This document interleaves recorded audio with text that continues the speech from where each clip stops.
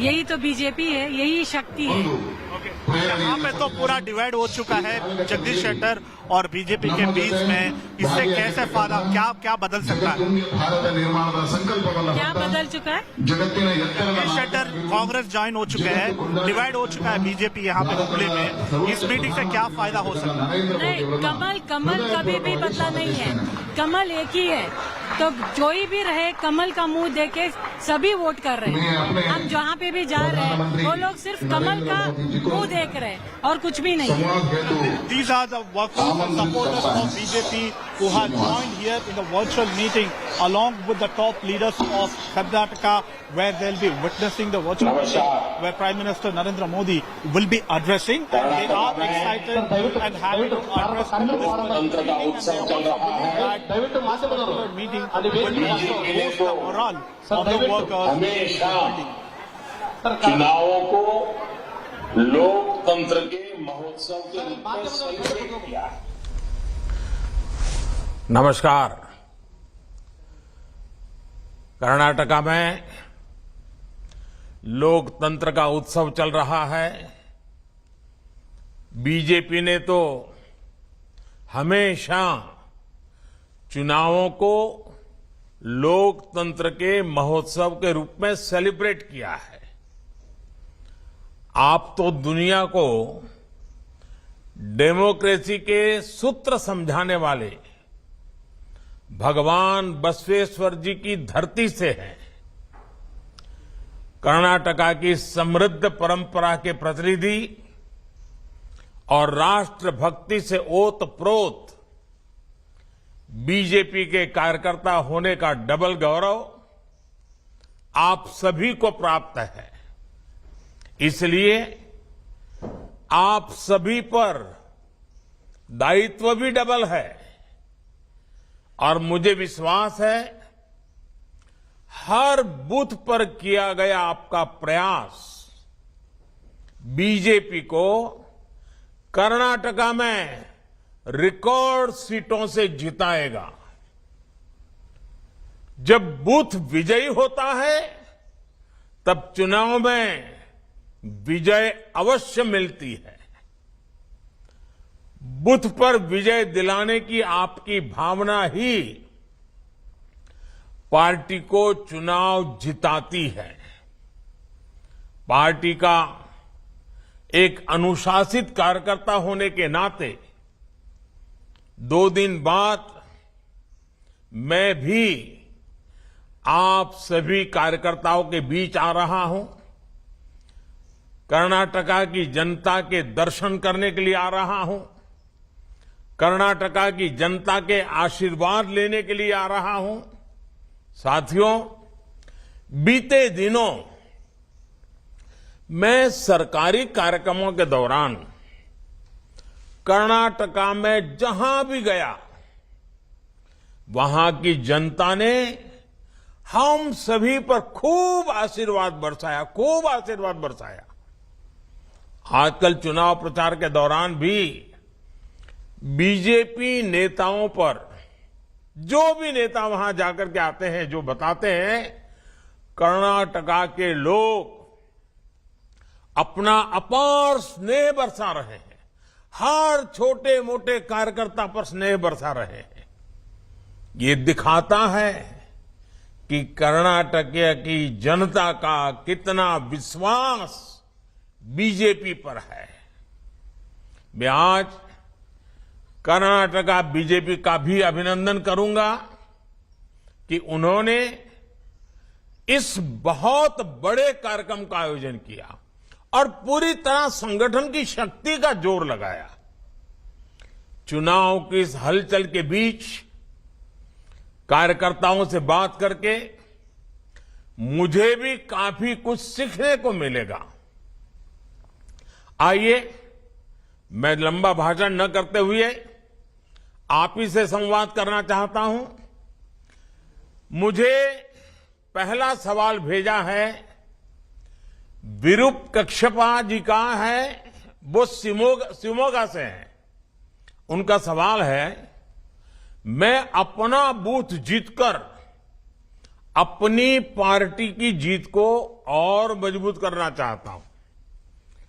कुछ बूथ हमेशा से दूसरी पार्टियों के किले रहे, गढ़ रहे हैं। ऐसे में अगले 10 दिन में क्या करें कि इस बार हमारी पार्टी ये बूथ जीत सके। विरूपाक्षप्पा जी, सबसे पहले तो मैं आपको बधाई देना चाहता हूं कि आप विजय के विश्वास से भरे हुए हैं। आप अपना बूथ जिताने के लिए इतने उत्सुक हैं और भी वहां जो आप कहते हैं कि औरों का गढ़ है। कार्यकर्ता का ये जज्बा, सभी का यही जज्बा बीजेपी को दूसरी पार्टियों से अलग बनाता है। आपको बूथ जीतना है तो सबसे पहले काम करिए। आपके जैसे ही कर्मठ और विजय का विश्वास रखने वाले 10 पुरुष कार्यकर्ता और 10 महिला कार्यकर्ता, 20 लोगों की जोड़ी बनाइए और मजबूत जोड़ी बनाइए, टीम बनाइए। कर्नाटका के उज्जवल भविष्य के लिए, कर्नाटका के नौजवानों के उज्जवल भविष्य के लिए भाजपा की केंद्र सरकार हो या भाजपा की राज्य सरकार हो, ये मिलकर के कैसे काम कर रही है, इसकी सारी जानकारी आपके मोबाइल में होनी चाहिए, आपकी डायरी में होनी चाहिए और डायरी हमेशा साथ होनी चाहिए।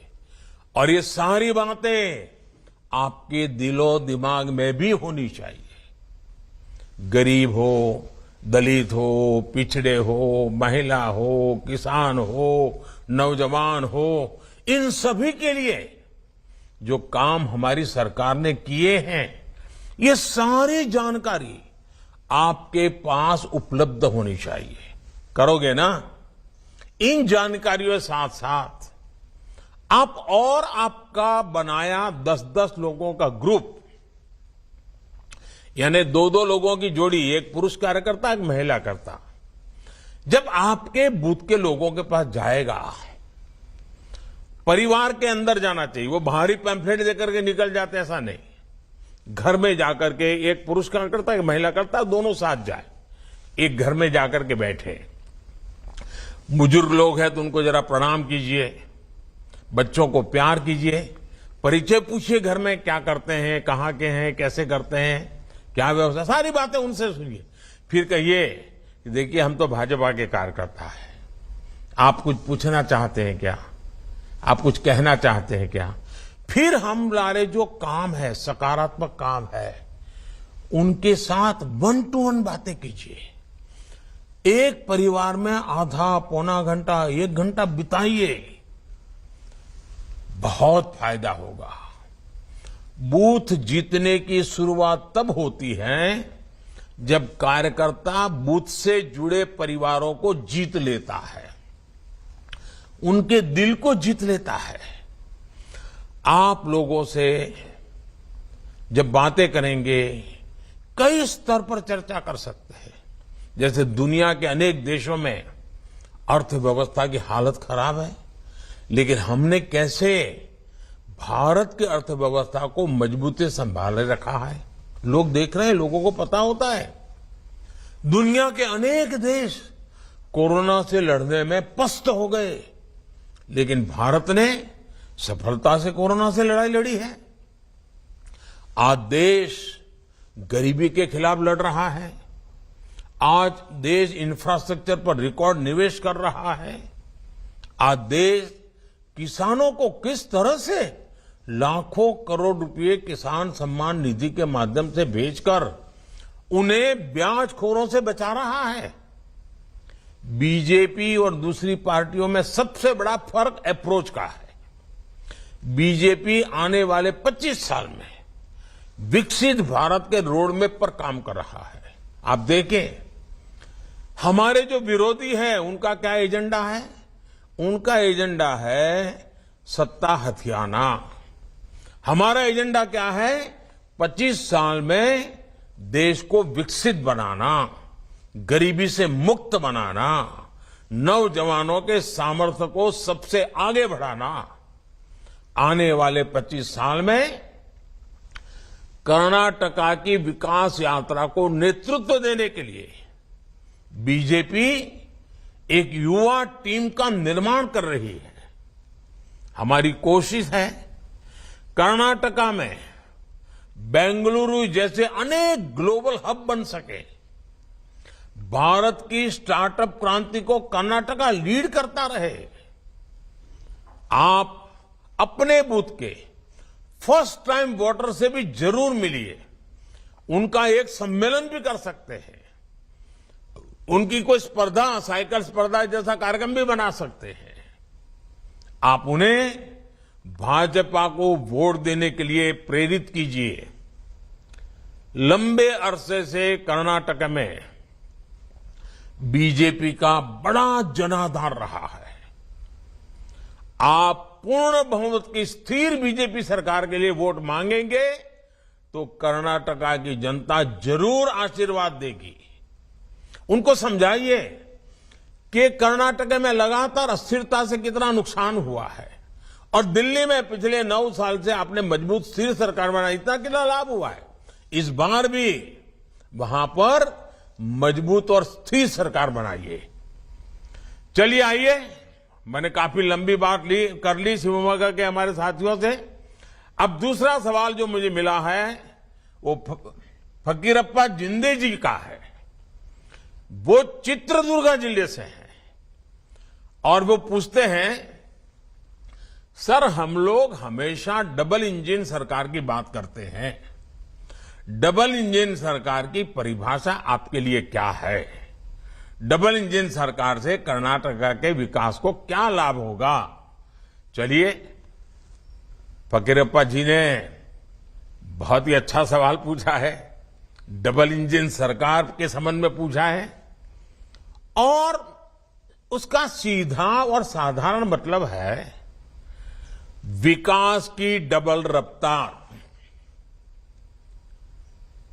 बीते 9 वर्षों का देश का अनुभव रहा है कि जहां जहां बीजेपी की डबल इंजन सरकार है वहां वहां गरीब कल्याण की योजनाएं तेजी से जमीन पर उतरी है। हर घर जल योजना में कर्नाटका देश के अग्रणी राज्यों में है, क्योंकि यहां भी भाजपा सरकार है, वहां भी भाजपा सरकार है। इसलिए संभव हो पा रहा है क्योंकि यहां डबल इंजन सरकार है। आपको मैं बताऊं, जो राज्यों में भाजपा सरकार नहीं है, लोकतंत्र में स्वाभाविक है, लेकिन करते क्या है, केंद्र सरकार की कोई भी योजना उनके यहां सफल ना हो, उनको डर लगता है कि अगर सफल हो गई तो मोदी का जय जयकार हो जाएगा। कुछ लोग तो योजना से जुड़ते ही नहीं है।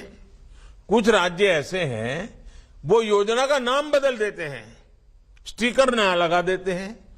देश में एक बात आप हैरान हो जाएंगे, गरीबों को अनाज देने के लिए 1 nation 1 ration card supreme court को हुक्म करना पड़ा। क्यों? क्योंकि डबल इंजन सरकार उस राज्य में नहीं थी। देखिए, पीएम किसान सम्मान निधि में यहां कर्नाटका सरकार 4,000 रुपये अपनी तरफ से भी जोड़ रही है। भारत सरकार 6,000 रुपये दे रही है, राज्य सरकार 4,000 रुपये दे, दोनों भाजपा की सरकार। किसान को क्या मिल रहा है? 10,000 रुपये मिल रहा है। तो हुआ ना ये डबल लाभ। आप देख रहे हैं कि बीते 9 वर्षों में भारत दुनिया भर के निवेशकों के लिए महत्वपूर्ण केंद्र बना है। रिकॉर्ड निवेश भारत में हो रहा है। डबल इंजन सरकार के कारण इसका बहुत बड़ा लाभ कर्नाटका को मिला है।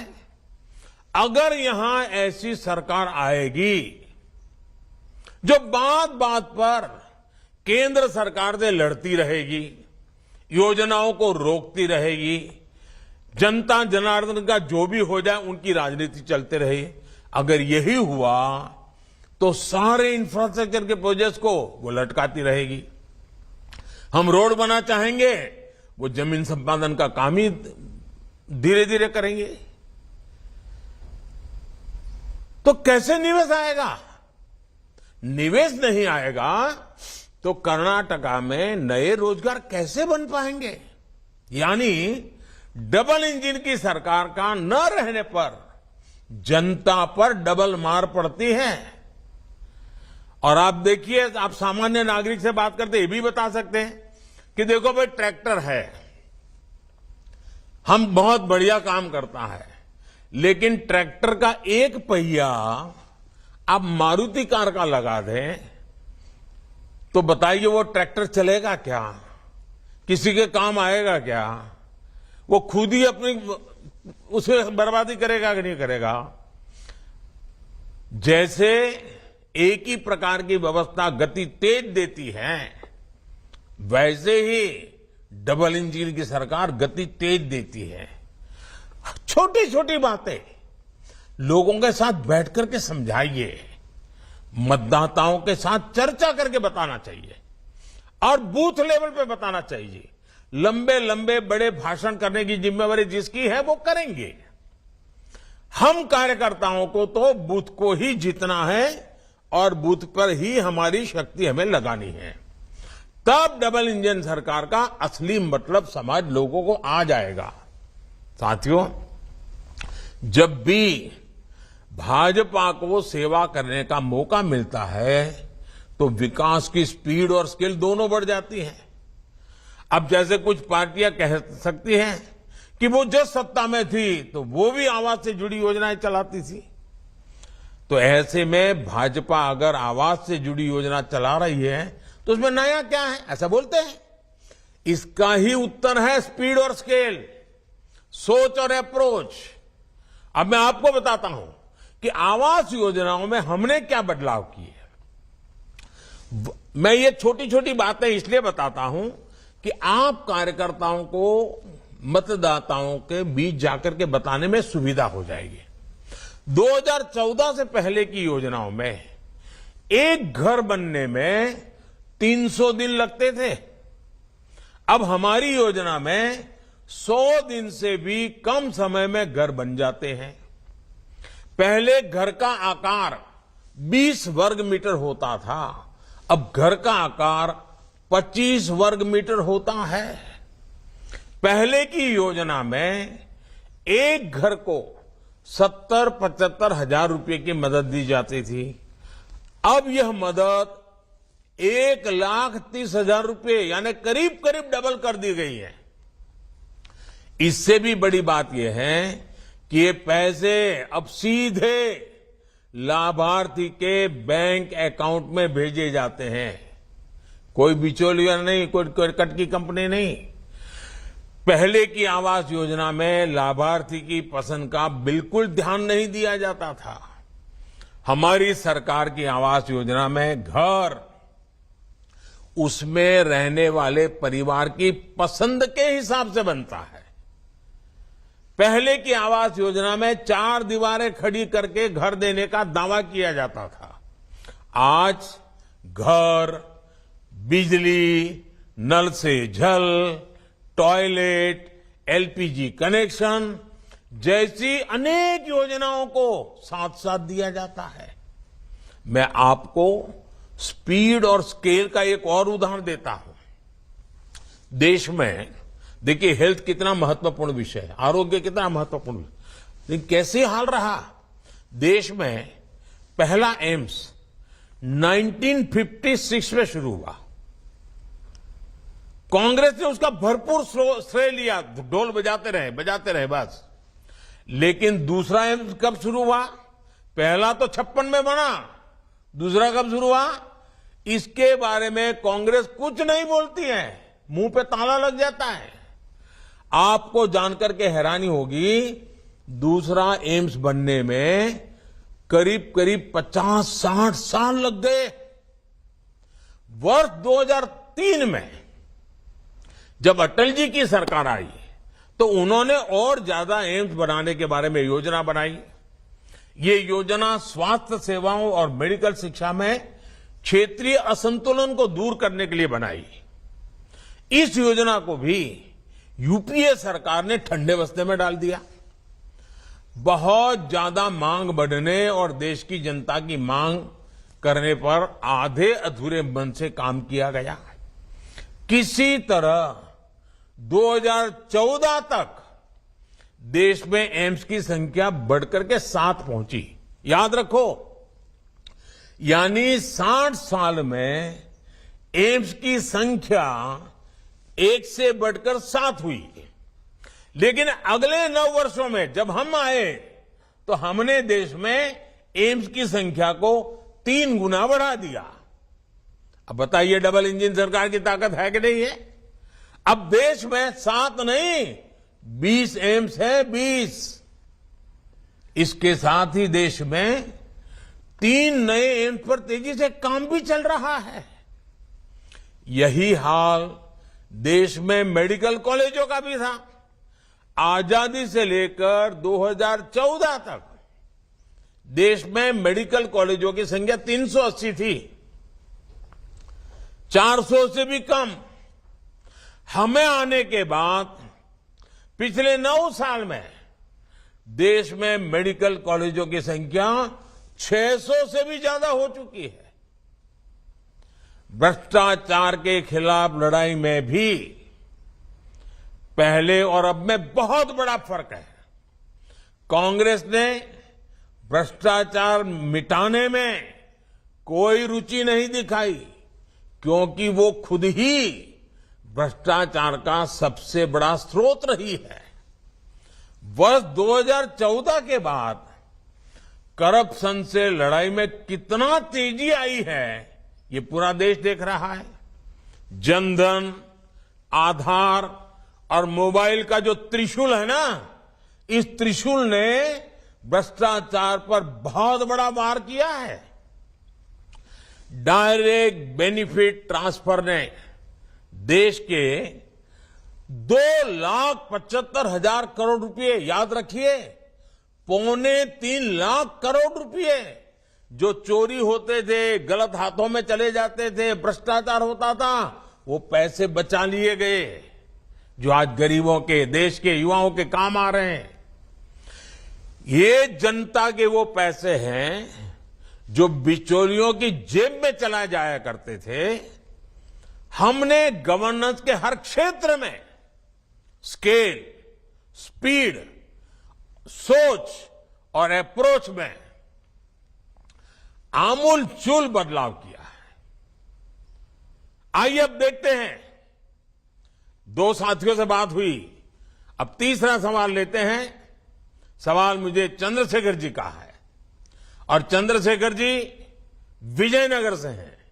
उनका सवाल है कि आपने, ये मुझे पूछ रहे हैं, आपने हमेशा से कहा कि कर्नाटका रामदूत हनुमान की नगरी है और संस्कृति से भरे प्रदेश का देश है और विकास, देश के विकास में ये बहुत बड़ा योगदान देने वाला प्रदेश है।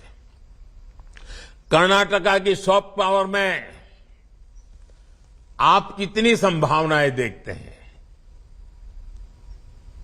अगर मुझे एक वाक्य में कहना है चंद्रशेखर जी, तो मैं यही कहूंगा, मैं बहुत ही संभावनाएं देखता हूं। और इस अर्थ में आपका सवाल भी बहुत महत्वपूर्ण लगता है। देखिए, भाषा, संस्कृति, साहित्य और इतिहास की गौरवशाली धरोहरों में कर्नाटका बहुत समृद्ध है। आप वहां रहने वालों का ध्यान जितना जाता होगा, हम बाहर से जब आते हैं ना, हम तो अभिभूत हो जाते हैं। कर्नाटका की 2 बातें मुझे हमेशा से अपनी ओर खींचती है। आध्यात्मिकता में कर्नाटका कोई मुकाबला नहीं, और यहां पर आध्यात्मिकता लोगों को एक साथ लाकर सामाजिक जागरूकता की तरफ जाने को प्रेरित करती है। यहां अध्यात्म और सामाजिक उत्थान दोनों साथ साथ चलते हैं। चाहे वो कनकदास जी की भक्ति हो या फिर शिव शरण के वचन हो, कर्नाटका के लोग भक्ति की शक्ति का उपयोग समाज के निर्माण में लगाते हैं, भविष्य के निर्माण में लगाते हैं। दूसरी बात यह कि कर्नाटका के लोग समय के साथ और कई बार तो समय से भी आगे चलते हैं। आधुनिकता के साथ चलकर भी कर्नाटका के लोग अपने साहित्य, अपनी भाषा से जुड़े रहते हैं। यहां के युवा कोडिंग भी करते हैं और कुवेम्पू जी की कविता भी पढ़ते सुनते हैं। आज भी कर्नाटका के युवाओं में कन्नड़ा साहित्य पढ़ने की संस्कृति जीवित है। कर्नाटका अपने गौरवशाली अतीत के प्रति सजग है और कर्नाटका देश के भविष्य को गढ़ने में पूरी तरह जुटा हुआ है। मेरा और कर्नाटका का नाता भी पुराना है। कर्नाटका के लोगों के स्नेह को मैं दशकों से महसूस कर रहा हूं। मुझे दशकों से आशीर्वाद मिलते रहे। ये तब का स्नेह है जब मैं किसी पद पर नहीं था और यहां पार्टी के काम के लिए एक साधारण कार्यकर्ता के रूप में आया करता था। इतना ही नहीं, इसके भी पहले जब मैं राजनीति में भी नहीं था, श्रद्धेय यादवराव जी जोशी के चरणों में आकर के बैठने का मुझे सौभाग्य मिलता था।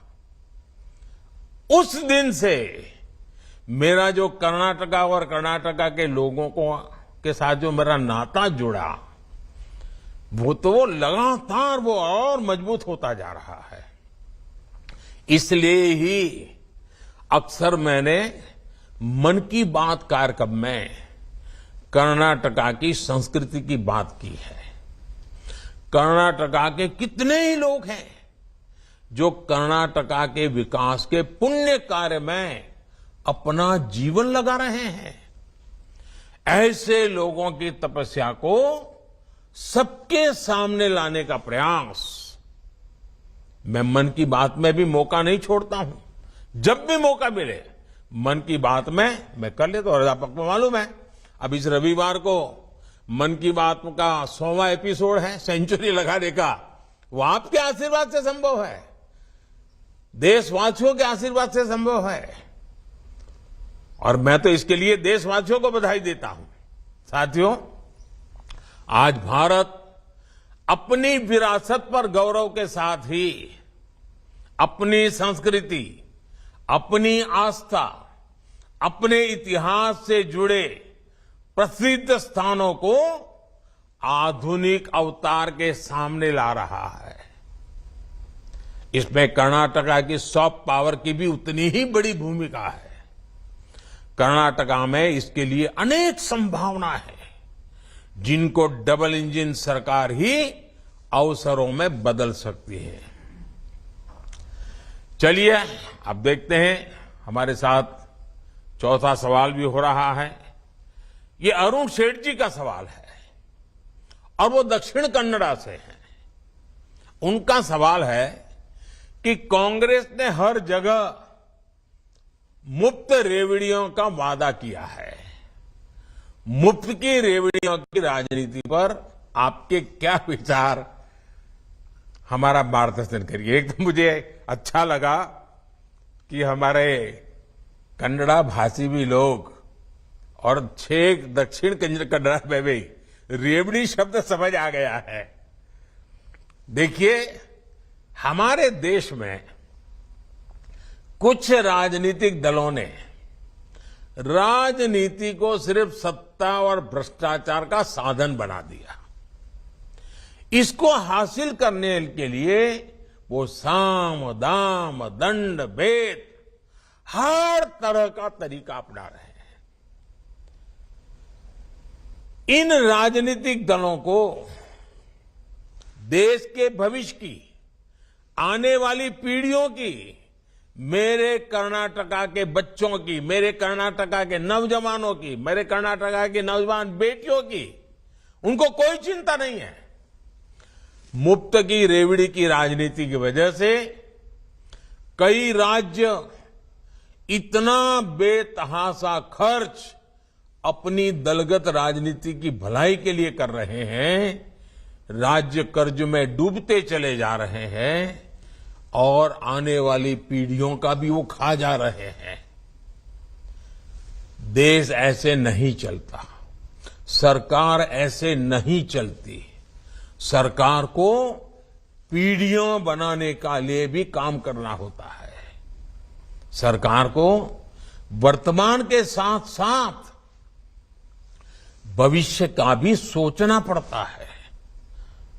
सरकार सिर्फ सुबह शाम रोजमर्रा की रोजी रोटी कमाने वाली जिंदगी पर नहीं चल सकती, बल्कि उसको एसेट क्रिएशन पर काम करना पड़ता है, संपदा बनानी पड़ती है, ताकि दशकों दशक तक देश के हर परिवार का जीवन ठीक से चलता रहे। इसलिए बीजेपी शॉर्टकट नहीं, बल्कि विकसित भारत के निर्माण के लिए काम कर रही है। और आप कभी रेलवे स्टेशन पर गए होंगे तो देखते होंगे, कुछ लोग एक प्लेटफॉर्म से दूसरे प्लेटफॉर्म पर जाना है तो ऊपर का वो ब्रिज छोटा सा चढ़ करके जाते हैं, और कुछ लोग जल्दी में नीचे ही कूद करके पटरी क्रॉस करके भागने की कोशिश करते हैं। वहां लिखा होता है, shortcut will cut you short. ये सब जगह पे लागू होता है। साथियों, बीजेपी सिर्फ 5 साल के नहीं, सिर्फ हमारी सत्ता के लिए नहीं, बल्कि हम देश के लिए सोचते हैं। हम दल के लिए नहीं, देश के लिए सोचते हैं। हम सिर्फ हमारी आज की चुनाव की राजनीति के लिए नहीं, हम 25 साल में भारत को कहां ले जाएंगे, इस सपनों को साकार करने के लिए काम कर रहे हैं। हां, कुछ तात्कालिक चुनौतियों से निपटने के लिए देश के गरीब परिवारों को हर संभव सहायता दी जा रही है। वो सरकार का दायित्व है। अब कोरोना वैक्सीन के समय हमें जरूरत लगी तो हमने मुफ्त वैक्सीन दिया देश को, क्योंकि जिंदगी बचानी थी, और वो आज मेरे देश को आगे बढ़ाने में काम कर रहे हैं। मुफ्त राशन देने की जरूरत पड़ी, देना था, दिया, क्योंकि देश में कोई व्यक्ति भूखा नहीं रहना चाहिए। लेकिन देश को आगे बढ़ाना है तो हमें ये रेवड़ी कल्चर से मुक्त होना ही पड़ता है। बीजेपी सरकार आज पूरे देश में आधुनिक फिजिकल, डिजिटल और सोशल इंफ्रास्ट्रक्चर पर अभूतपूर्व निवेश कर रही है। यही आज की पीढ़ी के साथ साथ भविष्य की पीढ़ियों को भी काम आने वाला है। अब देखिए, road, rail, airport, port, solar park, गरीबों के घर, पानी की लाइनें, gas pipeline, medical college, AIIMS, IIT, triple IT, IIM, ऐसी संपदा बनाने पर हमारा फोकस है। अब आज से 25 साल पहले अगर मेडिकल कॉलेज बनाई होती तो आज देश के पास लाखों डॉक्टर होते। हमें डॉक्टरों की कमी नहीं होती। नर्सिस की कितनी कमी है। अगर आज से 20, 25, 30 साल पहले आवश्यकता के अनुसार नर्सिस की कॉलेज बन गई होती तो आज देश में बच्चियों को अपना भविष्य बनाने के लिए कितना काम आता था। लेकिन उन्होंने उस समय की राजनीति की, भविष्य का सोचा नहीं। अब आज हम कितना ही दौड़ लगाएं, लेकिन जो 25 साल बर्बाद हो गए वो तो हो गए। और इसलिए मेरी नौजवानों से खास विनती है कि जो रेवड़ी बांटने वाले आपको मूर्ख बनाने की कोशिश करते हैं ना, आप अपने उज्जवल भविष्य, अपने संतानों के भविष्य के लिए सोचिए। और मैं पक्का कहता हूं, जिस दिशा में हम चल रहे हैं, जिन मजबूती पर चल रहे हैं, इसका लाभ कर्नाटक को भी मिल रहा है। अब फॉरेन डायरेक्ट इन्वेस्टमेंट की बात करें, एफडीआई की, और मेरी तो एफडीआई की दूसरी भी व्याख्या है। एफडीआई की एक पॉपुलर व्याख्या है फॉरेन डायरेक्ट इन्वेस्टमेंट, और मेरी एक और व्याख्या है first develop India, FDI, first develop India. अब देखिए, कांग्रेस के शासनकाल में एफडीआई का क्या हाल आता है। 1 लाख करोड़ रुपए का निवेश आया, जबकि बीजेपी के 4 साल में 4 लाख करोड़ रुपए से ज्यादा निवेश आया है। कांग्रेस की झूठ की रेवड़ियों का पर्दाफाश करने के लिए आपको कांग्रेस शासित दूसरे राज्यों की सच्चाई भी लोगों को बतानी होगी, और आपको ये सारा नेट पर देखोगे तो मिल जाएगा, आंकड़ों के साथ मिल जाएगा। हिमाचल के लोग, अभी अभी चुनाव हुआ है ना, 1 साल हो गया, हिमाचल के लोग आज तक कांग्रेस की गारंटी पूरी होने का इंतजार कर रहे हैं। वादे किया कुछ नहीं। राजस्थान के लोग भी कांग्रेस की गारंटी पर आज आंदोलन कर रहे। भाई क्या हुआ, सरकार का 4 साल बीत चुका, अभी तक गारंटी ही रह गई। कांग्रेस मतलब झूठ की गारंटी, कांग्रेस मतलब भ्रष्टाचार की गारंटी, कांग्रेस मतलब भाई भतीजावाद की गारंटी। कांग्रेस अब उस स्थिति में है जब वो ना कोई सच्ची गारंटी दे सकती है, और आपको तो मालूम है मेरे नौजवान दोस्तों, कांग्रेस की वारंटी तो बहुत पहले ही एक्सपायर हो चुकी है। जिसकी वारंटी एक्सपायर हो चुकी है उसकी गारंटी का मतलब क्या है जी? आइए देखते हैं। अब हमें और भी कुछ सवाल आ रहे हैं। देखिए, 5वें हमारे कार्यकर्ता मुझे सवाल पूछ रहे हैं।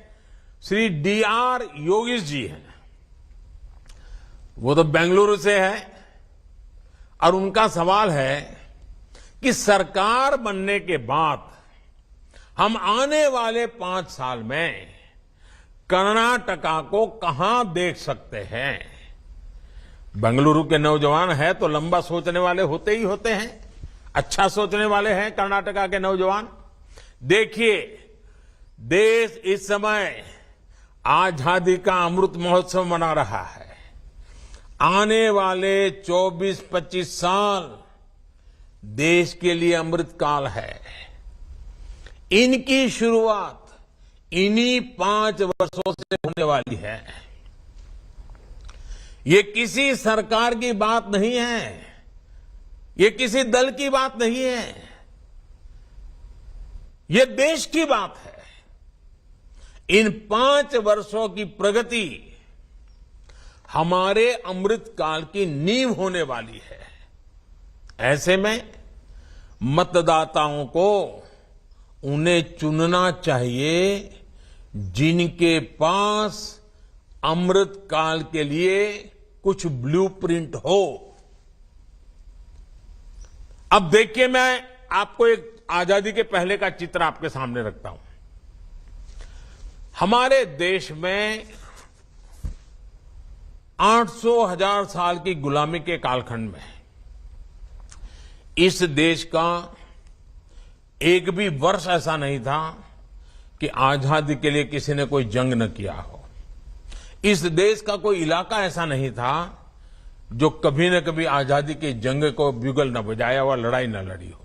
लेकिन 1920 के बाद पूज्य बापू के नेतृत्व में जो बातें शुरू हुई और पूज्य महात्मा गांधी ने आजादी लेके रहूंगा का जो मुद्दा आगे बढ़ाया, क्विट इंडिया का मुद्दा आगे बढ़ाया, 25 साल के भीतर है ना, 800-900 साल से हम लड़ रहे थे, लेकिन वो 25 साल ऐसे महत्व के बन गए कि 1947 में आजादी आई। अनेक परिवारों ने काम, नेताजी के नेतृत्व ने काम किया, भगत सिंह जैसे वीरों की शहादत ने काम किया, वीर सावरकर जी के पूरे परिवार के बलिदान जैसे महापुरुषों ने काम किया, लेकिन गांधी जी का उस नेतृत्व देश के सामान्य मानवी को आंदोलित कर गया। वो 25 साल का कालखंड जैसे आजादी दिला सका, वैसे ही मेरे साथियों ये 25 साल का कालखंड, ये अमृत काल समृद्ध भारत की गारंटी है। मेरे शब्द लिख के रखिए, देखो, ये विकसित भारत की गारंटी है। और हमारी सरकार ने तो अभी से इस पर काम करना शुरू कर दिया है। कर्नाटका हमारे इस विकास अभियान का बहुत महत्वपूर्ण हिस्सा है। कर्नाटका के विकास से भारत का विकास, फिर से मैं कहता हूं, कर्नाटका के विकास से भारत का विकास, हमारी सरकार इसी मंत्र के साथ चल रही है। आज पूरी दुनिया भारत को मैन्युफैक्चरिंग के हब के रूप में देख रही है। आने वाले समय में बहुत सारी मेगा फैक्ट्रियां भारत में आने वाली है। इसका बहुत बड़ा लाभार्थी कर्नाटका का युवा होने वाला है। इसके लिए हमें बहुत तेज गति से कर्नाटका के इंफ्रास्ट्रक्चर को आधुनिक बनाना है, तेज गति से मल्टी मॉडल बनाना है। आज देखिए बेंगलुरु का इंटरनेशनल एयरपोर्ट कितना आधुनिक, कितना शानदार बन चुका है। रेलवे स्टेशन भी एयरपोर्ट से कम नहीं है। बेंगलुरु मेट्रो की प्रशंसा भी पूरे देश में हो रही है। बेंगलुरु मैसूरू एक्सप्रेसवे बहुत शानदार बना है। आज पूरे कर्नाटका में ऐसे प्रोजेक्ट्स पर काम चल रहा है। अब देखिए शिवमोगा एयरपोर्ट, बीदर एयरपोर्ट, तुमकुर में HAL की फैक्ट्री, ऐसे अनेक प्रोजेक्ट पूरे हो चुके हैं। बाकी प्रोजेक्ट पर भी हमें बहुत कम समय में काम पूरा करना है। इसके लिए डबल इंजन सरकार, और वो भी कर्नाटका में पूर्ण बहुमत वाली भाजपा की स्थिर और मजबूत सरकार होना बहुत आवश्यक है।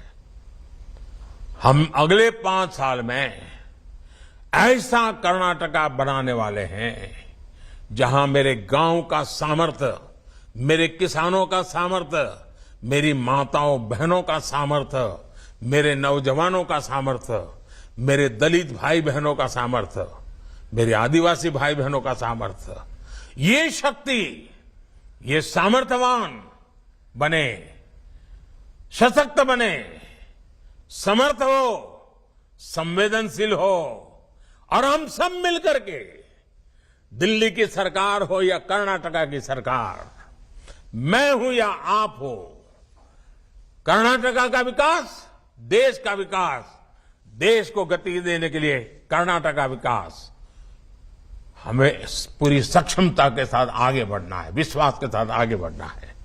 साथियों, इन्हीं वजह से आज कर्नाटका की जनता बीजेपी की पूर्ण बहुमत की स्थिर और मजबूत सरकार बनाने के तैयार है।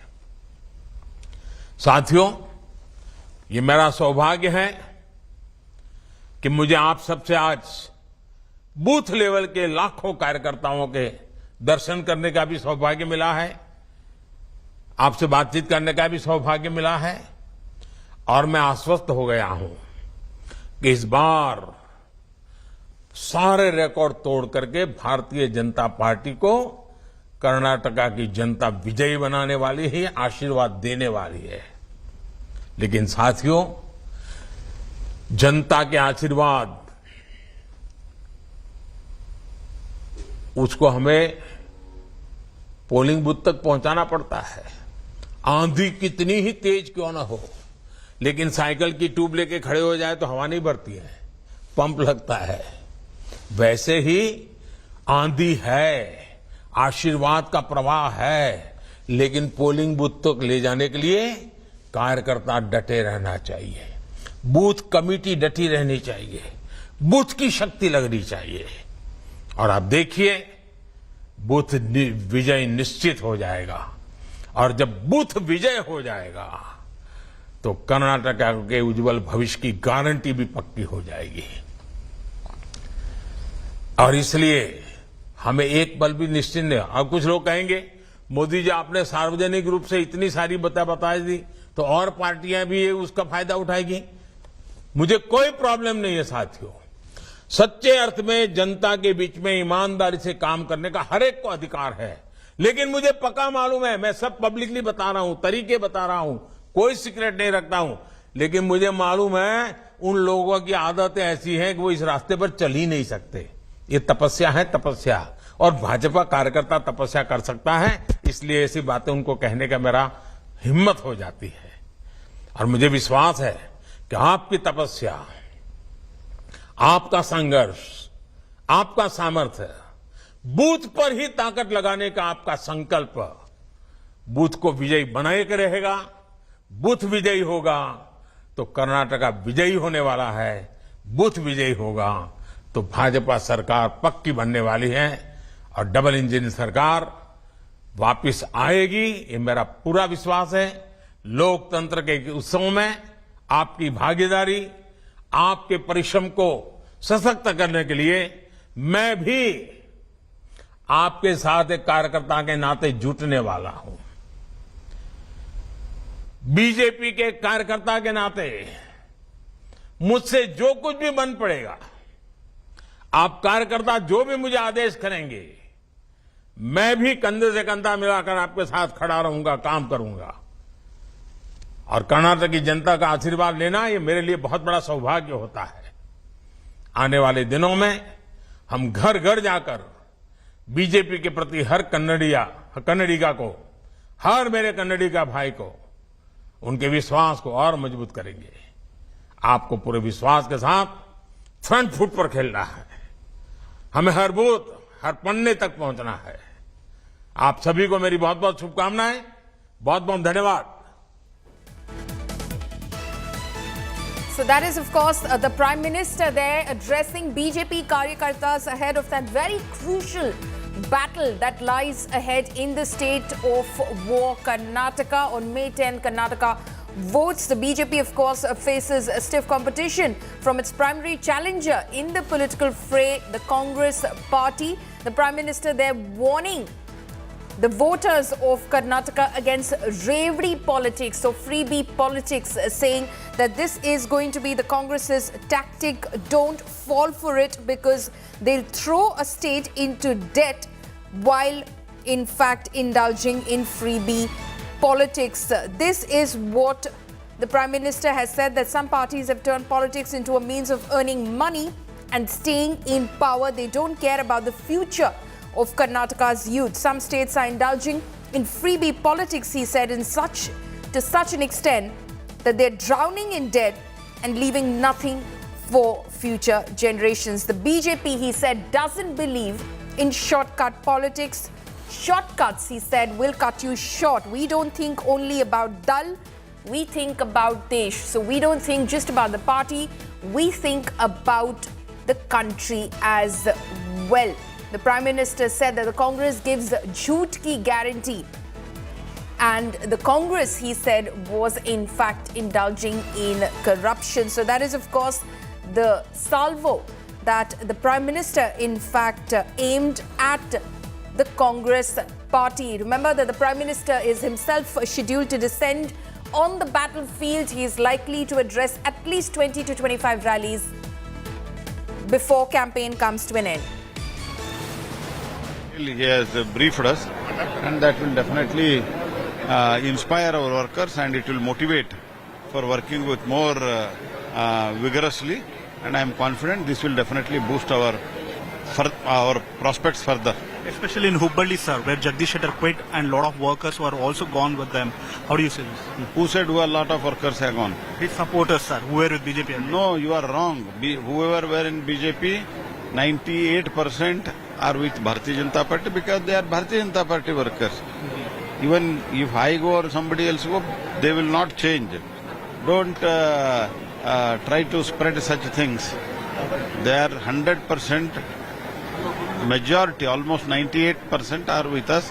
All corporators, candidates, who were made candidates, they are all with us. And party is in a quite strong position. And in last 6 election also, party was winning here, not individual. Sir, if you notice, Randeep Surjewala has filed an complaint against Union Minister Amit Shah for a statement saying that if Congress comes to power, there will be riots across the state.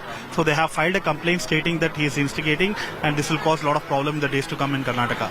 No, I don't know what exactly Shri Amit Shah ji has said, but the track record of the Congress is so whatever they always, whenever there is a Congress government, they try to create divide among the communities, among the caste, and divide and rule is the policy of the Congress party. Sir, yesterday Siddaramaiah has tweeted that they will increase the reservation from 50 to 75% if they come back to power, and everything will be given on the caste base and the population. How do you see, sir? If they come back to power, they will never come back to power, and whatever the in the last so many years, almost 75 years, Congress neither has increased, they were in power. Why did they not increase previously? Whatever they are promising free electricity, why they did not give? There was no electricity at all. This is the situation. Last question, sir. Praveen Nettaru was died in Dakshin Kannada. His housewarming ceremony is happening today, sir. It is quite emotional moment for the family. How do you see this, sir? It is an emotional moment, and party as a whole, we have always stood by him because he had sacrificed his life while working for the cause, and that support will continue. Thank you, sir. Reaction that is coming in from Union Minister Prahlad Joshi after BJP Karyakartas were addressed by Prime Minister Narendra Modi this morning. Let's listen into Shobha Karanlajee. ಈ ರಾಜ್ಯದ ಎಲ್ಲ booth ಕಾರ್ಯಕರ್ತರಿಗೆ ಪ್ರಧಾನಿ ಅವರು ಕೊಟ್ಟಿದ್ದಾರೆ. ಕರ್ನಾಟಕದ ಜೊತೆಗೆ ಕೇಂದ್ರ ಸರ್ಕಾರ ಇದೆ, ಕರ್ನಾಟಕದ ಜೊತೆಗೆ ಭಾರತೀಯ ಜನತಾ ಪಾರ್ಟಿ ಇದೆ, ಕರ್ನಾಟಕದ ಬೂತ್ ಕಾರ್ಯಕರ್ತರ ಜೊತೆ ಪ್ರಧಾನಿ ನರೇಂದ್ರ ಮೋದಿ ಅವರು ಇದ್ದಾರೆ ಅನ್ನುವಂತ ಭರವಸೆಯನ್ನು ನಮಗೆ ಕೊಟ್ಟಿದ್ದಾರೆ. ಕಾಂಗ್ರೆಸ್ಸಿನ ಗ್ಯಾರಂಟಿ ಕಾರ್ಡ್ಗೆ ಹೆದರಬೇಡಿ, ಕಾಂಗ್ರೆಸ್ಸಿನ ವಾರಂಟಿ ಬಹಳ ಈ ವರ್ಷದ ಹಿಂದೆನೆ ಮುಗ್ದೋಗಿದೆ. ಅದಕ್ಕಾಗಿ ಅವರಿಗೆ ಗ್ಯಾರಂಟಿ ಕೊಡುವಂತ ಅಧಿಕಾರನೂ ಇಲ್ಲ, ಅವರಿಗೆ ಆ ಶಕ್ತಿನೂ ಇಲ್ಲ ಅನ್ನುವಂತ ಮಾತನ್ನ ಪ್ರಧಾನಿ ನರೇಂದ್ರ ಮೋದಿ ಅವರು ಹೇಳಿದ್ದಾರೆ. ನಮ್ಮೆಲ್ಲರಿಗೂ ಕೂಡ ಬೂತ್ ಮಟ್ಟದಲ್ಲಿ ಬೂತನ್ನು ಗೆಲ್ಲಿಸುವಂತ ಒಂದು ಶಕ್ತಿಯನ್ನು ತುಂಬುವಂತ ಕೆಲಸವನ್ನು ಇವತ್ತು ಪ್ರಧಾನಿಯವರು ಮಾಡಿದ್ದಾರೆ. ಅದಕ್ಕಾಗಿ ಪ್ರಧಾನಿ ನರೇಂದ್ರ ಮೋದಿ ಅವರಿಗೆ ನಾನು ಅಭಿನಂದನೆ ಹೇಳ್ತೀನಿ. ರಾಜ್ಯದಲ್ಲಿ ಅವರ ಕಾರ್ಯಕ್ರಮ ಎಷ್ಟು ಬೂತ್ಗಳಲ್ಲಿ ಇವತ್ತು ಪ್ರಸಾರ ಆಯಿತು, ಎಷ್ಟು ಜನಪಿಗಳಲ್ಲಿ ಪ್ರಸಾರ ಆಯಿತು, ಎಷ್ಟು ಜನ ವೀಕ್ಷಣೆ ಮಾಡಿದ್ರು ಅನ್ನುವಂಥದ್ದನ್ನ ಮುಂದಿನ 1-2 ಗಂಟೆಗಳ ಒಳಗೆ ಮಾಹಿತಿಯನ್ನ ಎಲ್ಲ ಮಾಧ್ಯಮದ ಸ್ನೇಹಿತರಿಗೆ ನಾವು ಕೊಡುವರಿದ್ದೀವಿ.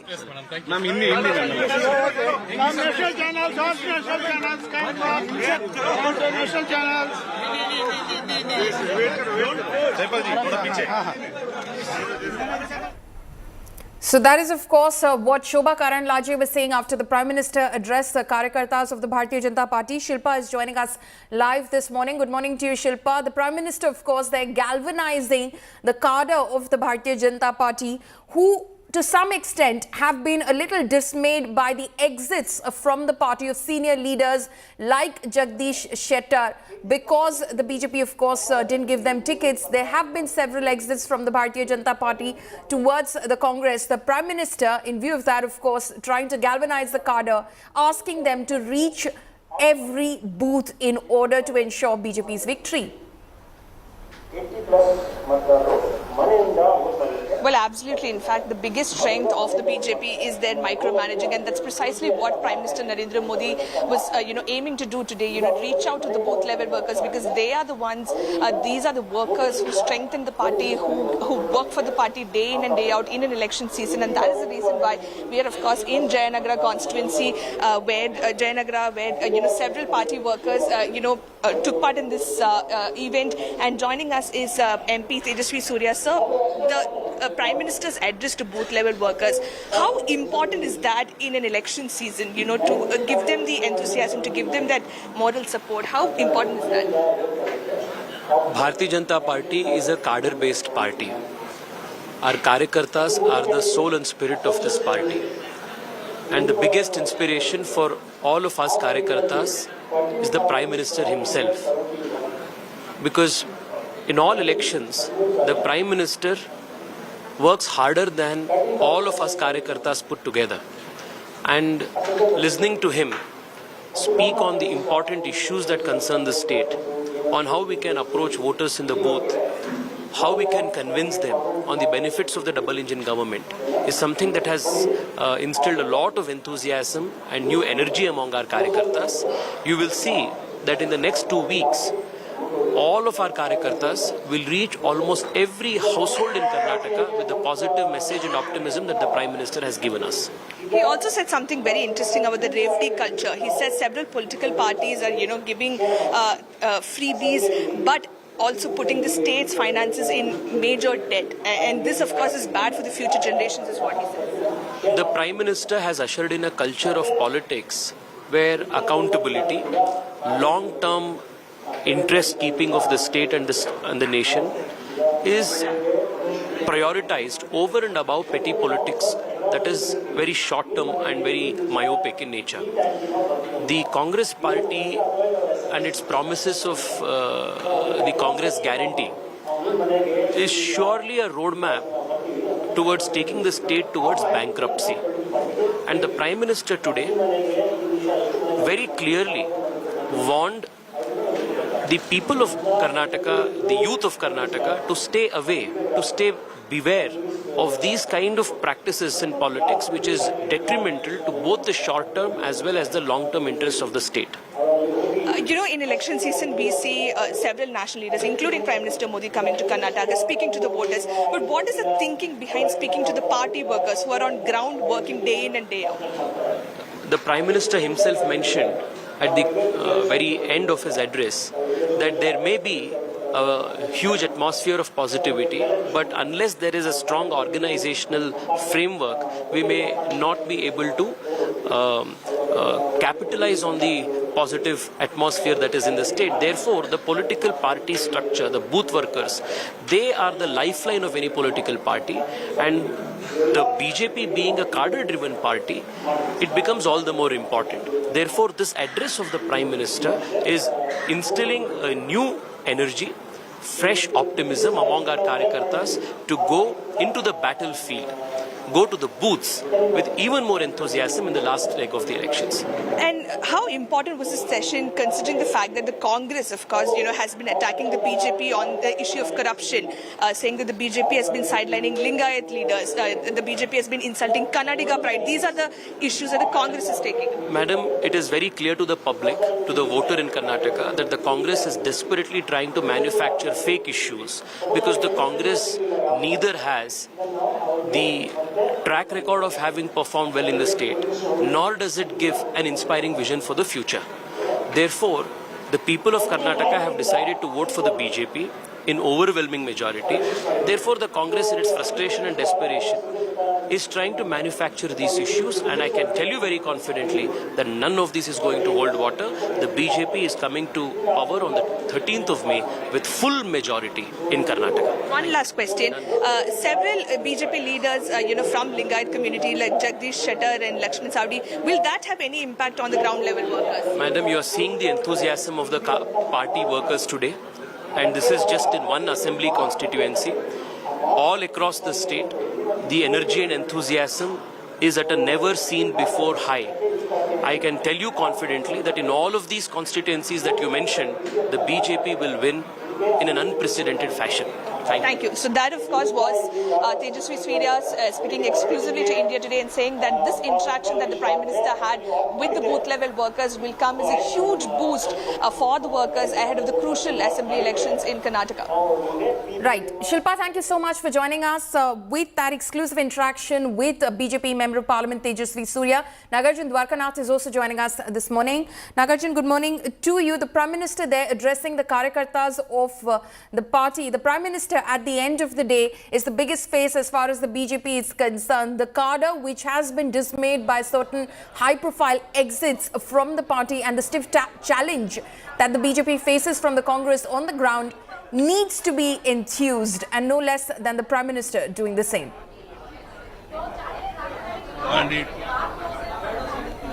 That's true, Paulmi. In fact, what if one could term this speech as a booster? Get absolute majority, and we are going to form the government. I'll assure the Prime Minister Narendra Modi ji, whatever expectation from him, from Karnataka, we are going to work day and night, and we will see that we will get absolute majority and going to form the government. Siddaramaiah says that they will increase the reservation from 50 to 75%, sir. I don't want to comment about that. Sir, how it is going to boost the workers in Hubli, sir? Prime Minister's speech, Hubli especially.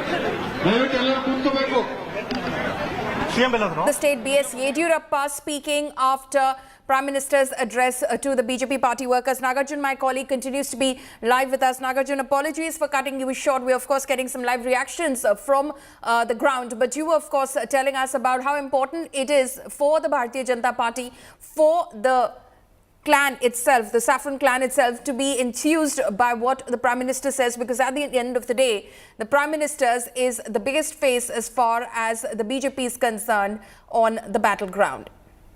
के पास जाता हूँ रईता विद्यानिधि से रईता किसान बेटा को 4,000 रुपए मिल रही है, डिप्लोमा का वो कर रहे हैं उसको मिल रही है, वो MBBS वो PhD कर रहे हैं, वो किसान बेटा है, वो को 10,000 रुपए नहीं है। ये बोलता हूँ, हर घर में बिजली पहुंचा है, हर घर में पानी पहुंचा है, हर घर में गैस पहुंचा है, सब पहुंचा है। आप बताइए, एनर्जी इन्फ्यूज हुआ है प्रधानमंत्री स्पीच के बाद? जरूर। हमारे ओल्ड मैसूर में ज्यादा एनर्जी बूस्ट हुआ है। Old Mysore, specially old Mysore में ज्यादा हुआ है।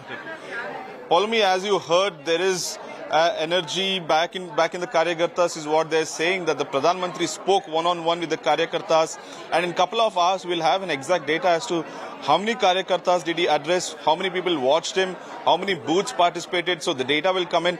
But what's the takeaway points from the speech is the Revdi culture about how Pradhan Mantri spoke about Congress warranty is expired and that guarantee cannot be taken seriously and people should not vote for temporary basis, but also keep in mind that 25 years later, what is the development that you're looking at, and hence double engine sarkar. That's the message given from the Pradhan Mantri here. But we'll have to wait and see. The Congress at 12 o'clock will also have a press conference from the President himself, Mr. D.K. Shivkumar.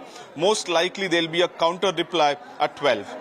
Okay, so there is expected to be a counter from the Congress party and no less from D.K. Shivkumar himself, who is one of the primary faces of the Congress party in these elections. Shilpa and Nagarjun, thank you so much for joining us with all of those live inputs and reactions. We're slipping into a very short break, but before that, let's just listen in to what Prime Minister Narendra Modi said a short while ago. Like Nagarjun was just pointing out, one of the big takeaways the Prime Minister in fact spoke about was about the Congress's alleged Revdi politics.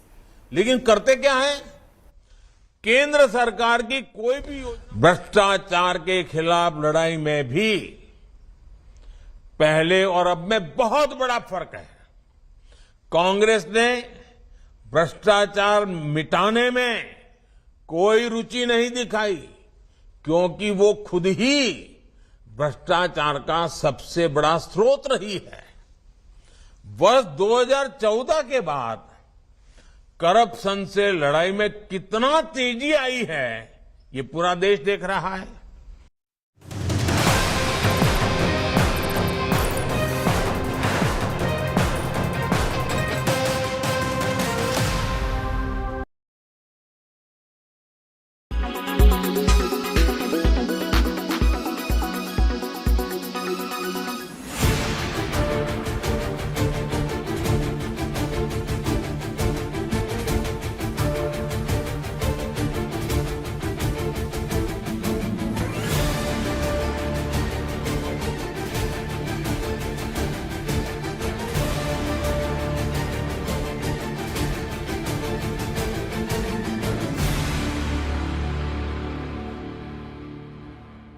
Weather forecast now.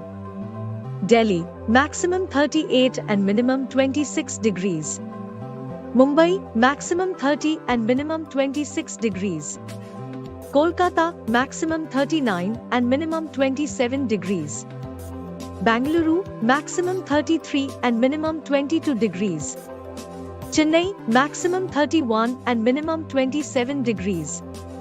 Hyderabad, maximum 35 and minimum 23 degrees.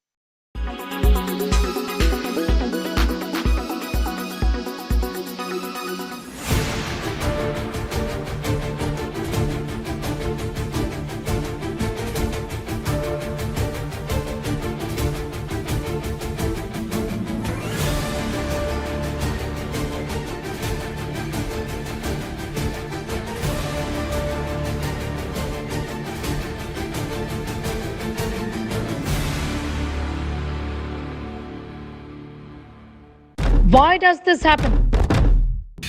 Let me tell you the science behind it.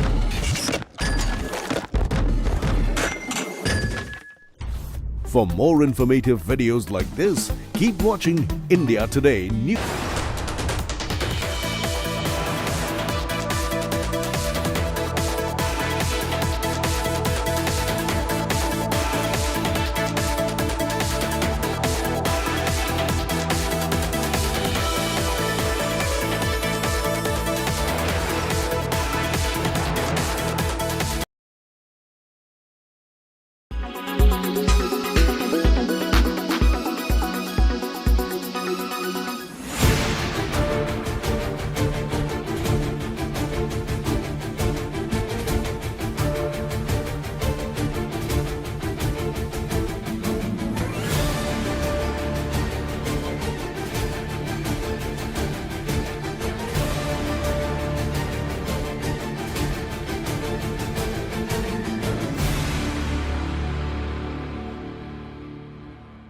Weather forecast now. Delhi, maximum 38 and minimum 26 degrees. Mumbai, maximum 30 and minimum 26 degrees. Kolkata, maximum 39 and minimum 27 degrees. Bangalore, maximum 33 and minimum 22 degrees. Chennai, maximum 31 and minimum 27 degrees. Hyderabad, maximum 35 and minimum 23 degrees.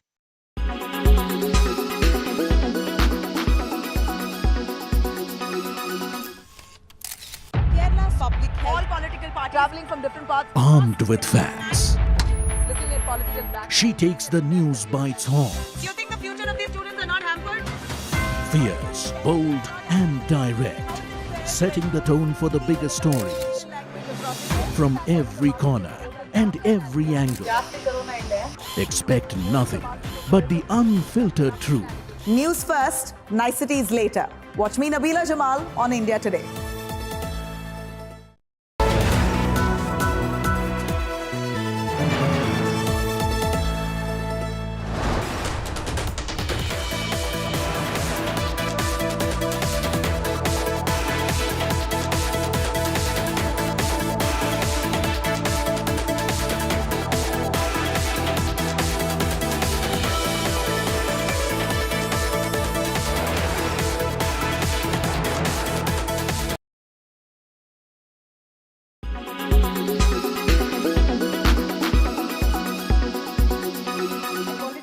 understand, the company has so far got a recorded sales of 7,000 odd crore rupees. Margins you've reported 25-26% around. Now, you have definitely outperformed the sector in terms of growth. If we look at the historical performance, now markets would really want to know what kind of growth outlook, is there for the company from here on as well.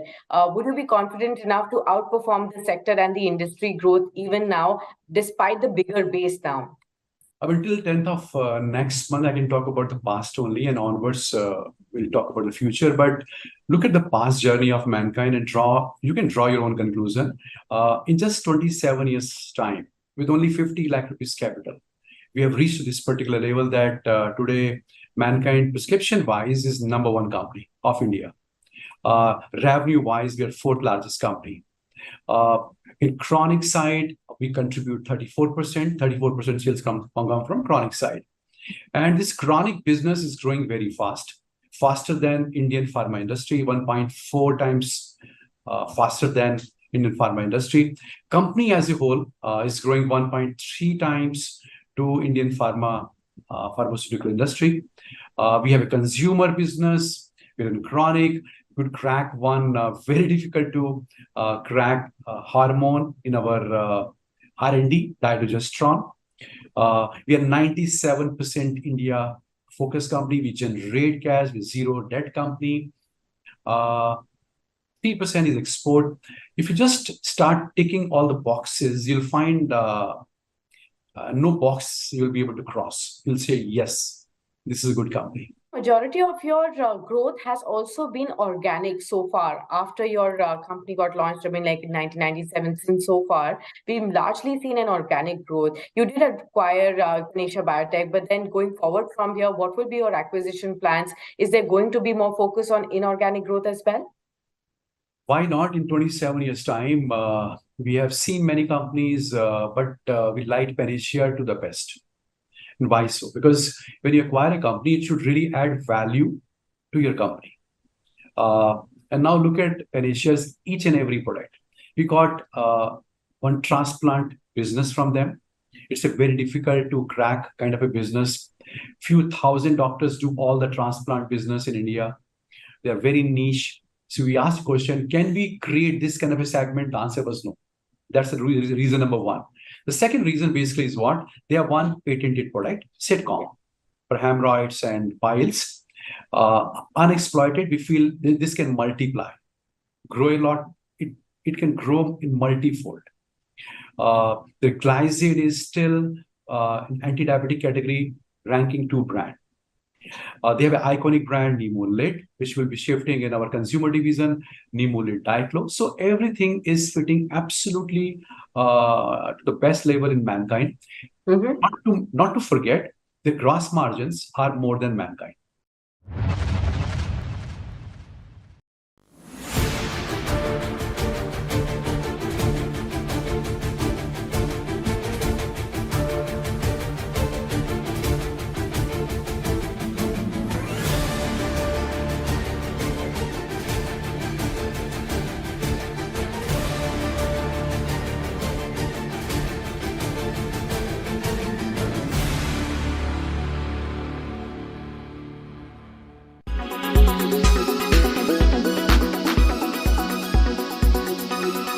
Why does this happen? Let me tell you the science behind it.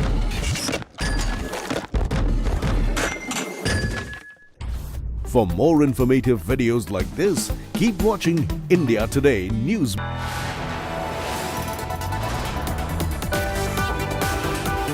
You are watching India Today.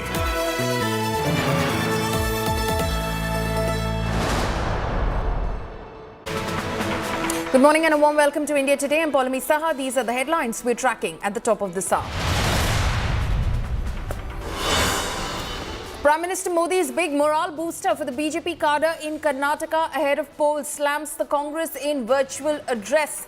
Says Congress can only give jhoot and corruption की guarantee.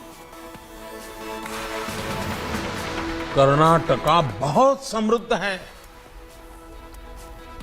आप वहां रहने वालों का ध्यान जीत। कर्नाटका के कितने ही लोग हैं, इसमें कर्नाटका की सॉफ्ट पावर की भी उतनी ही बड़ी भूमिका जाता होगा। हम बाहर से जब आते हैं ना।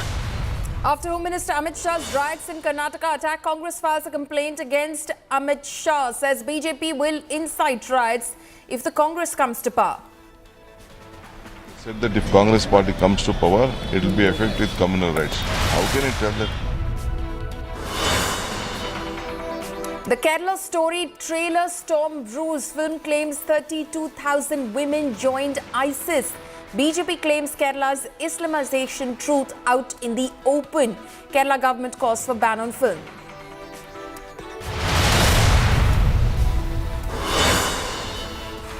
Bihar's dreaded Don walks free, convicted of murder, but Anand Mohan released from jail in the wee hours of this morning after Bihar Chief Minister Nitish tweaks law.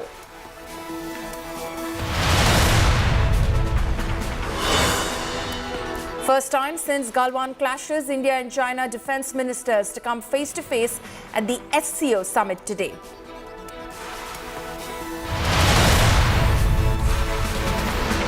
Co-presented by Star Health Insurance, the health insurance specialist. Powered by Jaguar, discover the magic of smart lights.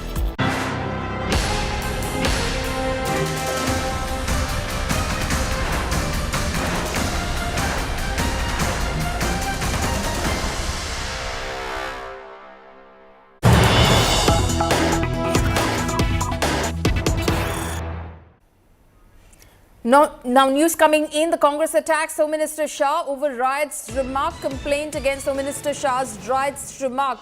Shah had said that if the Congress comes to power, riots will ensue. Now DK Shivkumar and Randeep Singh Surjewala have filed a complaint against Amit Shah. Listen in to what DK Shivkumar said. When we protected the farmers, we gave a protest on the farmers' demand. Cases have been booked. On PCM issue, cases have been booked. When we demanded on Rahul Gandhi and Sonia Gandhi, cases have been booked.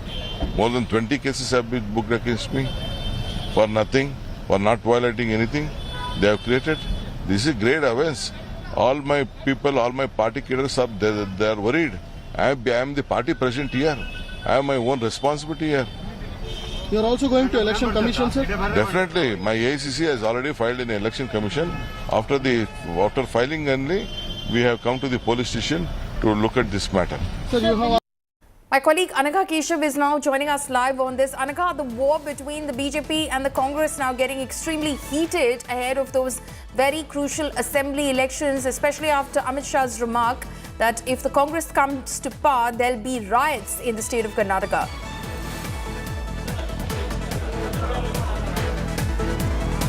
Okay, we'll try and reconnect with my colleague Anagha. But that is what is currently brewing as far as the politics of the state of Karnataka is concerned. Home Minister Amit Shah had said that if the Congress comes to power, there'll be riots in the state. Now, the Congress is in fact taking this matter to the Election Commission, complaining that Amit Shah and the Bharatiya Janata Party will incite riots in the state of Karnataka if the Congress were to come to power, and that is an extremely dangerous and a sensitive situation. So it is an extremely heated war of words now, which has in fact started between the BJP and the Congress. Anaga is joining us live at the moment. Anaga, things taking a very heated turn between the BJP and the Congress, especially after Home Minister Shah's remarks that if the Congress comes to power in the state of Karnataka come May 13, there'll be riots in the state. The Congress saying that Home Minister Shah and the BJP could incite riots. That's right, Paulame. Today, Randeep Singh Surjewala, D.K. Shivakumar and Dr. G. Parameshwar, all three of them filed a complaint. They have given an FIR complaint against Home Minister Amit Shah on the grounds that his statements, could spread hate, and then they were polarizing in nature. They were insightful. They could spread a lot of polarizing hate. On that grounds, the Congress has now filed an FIR complaint against the Home Minister Amit Shah. D.K. Shivakumar was also there this morning in High Grounds Police Station filing that complaint. The complaint has also been filed under the People's Representation Act for deliberately spinning hate narratives among the people, is what the Congress is saying. And not just his speech on the riot, the Congress is also saying that for several months together, the BJP has been spinning the narrative that it was Siddaramaiah who released the bunch of Karyakartas in the in the banned PFI outfit. It was Siddaramaiah who released them from the custody. These are very false allegations leveled by the BJP. BJP is spinning a communally polarizing narrative, is what the Congress is saying, and that is why today they have filed an FIR, against Home Minister Amit Shah in High Ground Police Station in Bengaluru. Okay, Anagha, thank you so much for joining us with all of those details. Anagha, they're tracking all those hectic political developments in the state of war, Karnataka. Now, politics has escalated over Home Minister Amit Shah's remark that riots will take place in the state of Karnataka if the Congress were to come to power. Now, the Congress is saying that these statements are intimidating the voters and has slammed Amit Shah for it. Here's a report. बहनें मेरी बात खास सुने, कांग्रेस घटती में भी आ गई तो ऑल टाइम हाई करप्शन होगा, तुष्टीकरण होगा.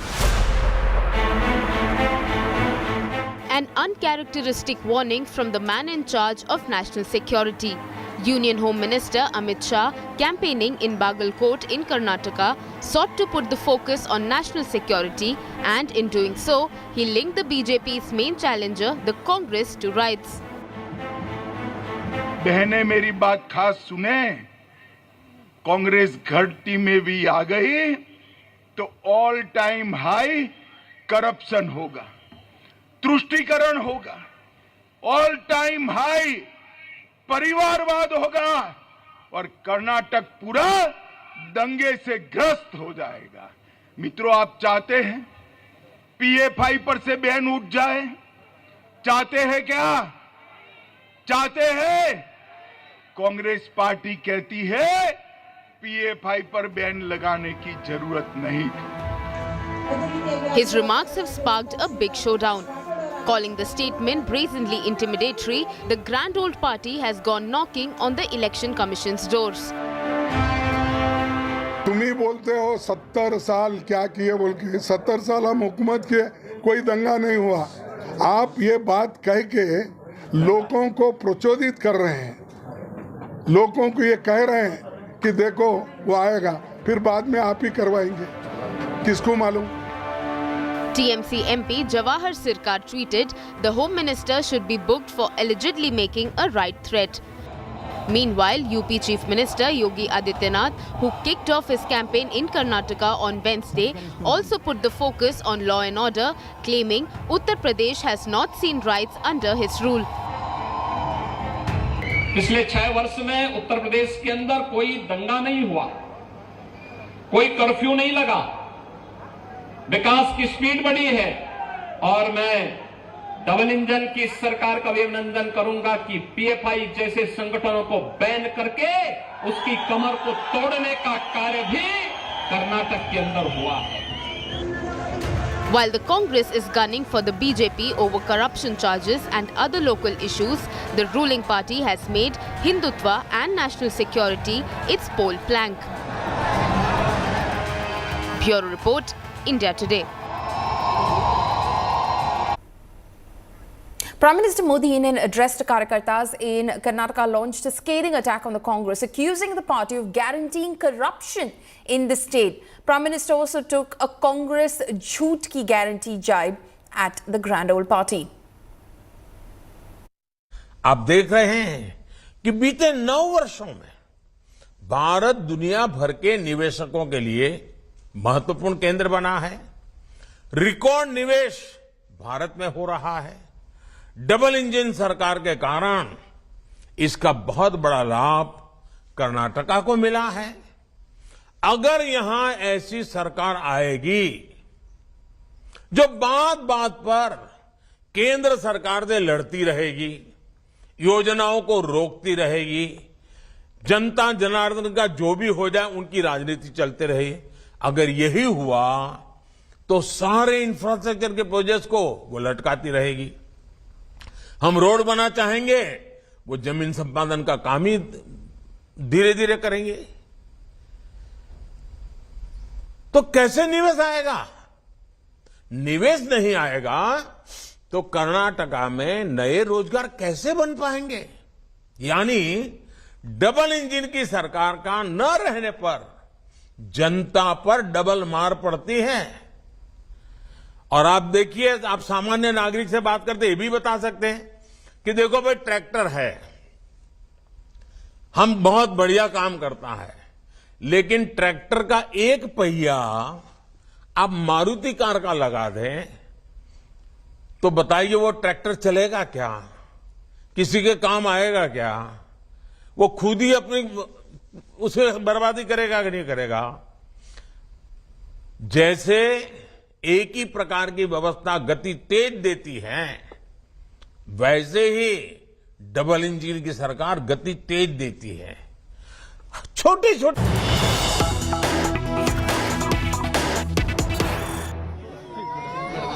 Getting live pictures now of Chief Minister Bhupesh Baghel, who is paying tribute to Dantewada martyred corpse. The Chief Minister has cancelled his Karnataka campaign schedule in order to be with the distraught families. As you can see, he's reached the naxal infested area at the moment. Those images of the Chief Minister of the state, who has in fact reached the area. Remember that 10 DRG jawans and a driver were killed in a Maoist IED blast in Dantewada yesterday. The police said that at least 50 kilograms of explosives were used in this dastardly attack. This was when Maoists in fact detonated this powerful IED on a Kacha road, a dirt track, and fired on the wounded jawans in and near Aranpur in Dantewada district of Bastar, which is about 400 kilometers south of the capital of Raipur. The Chief Minister now has in fact reached the area.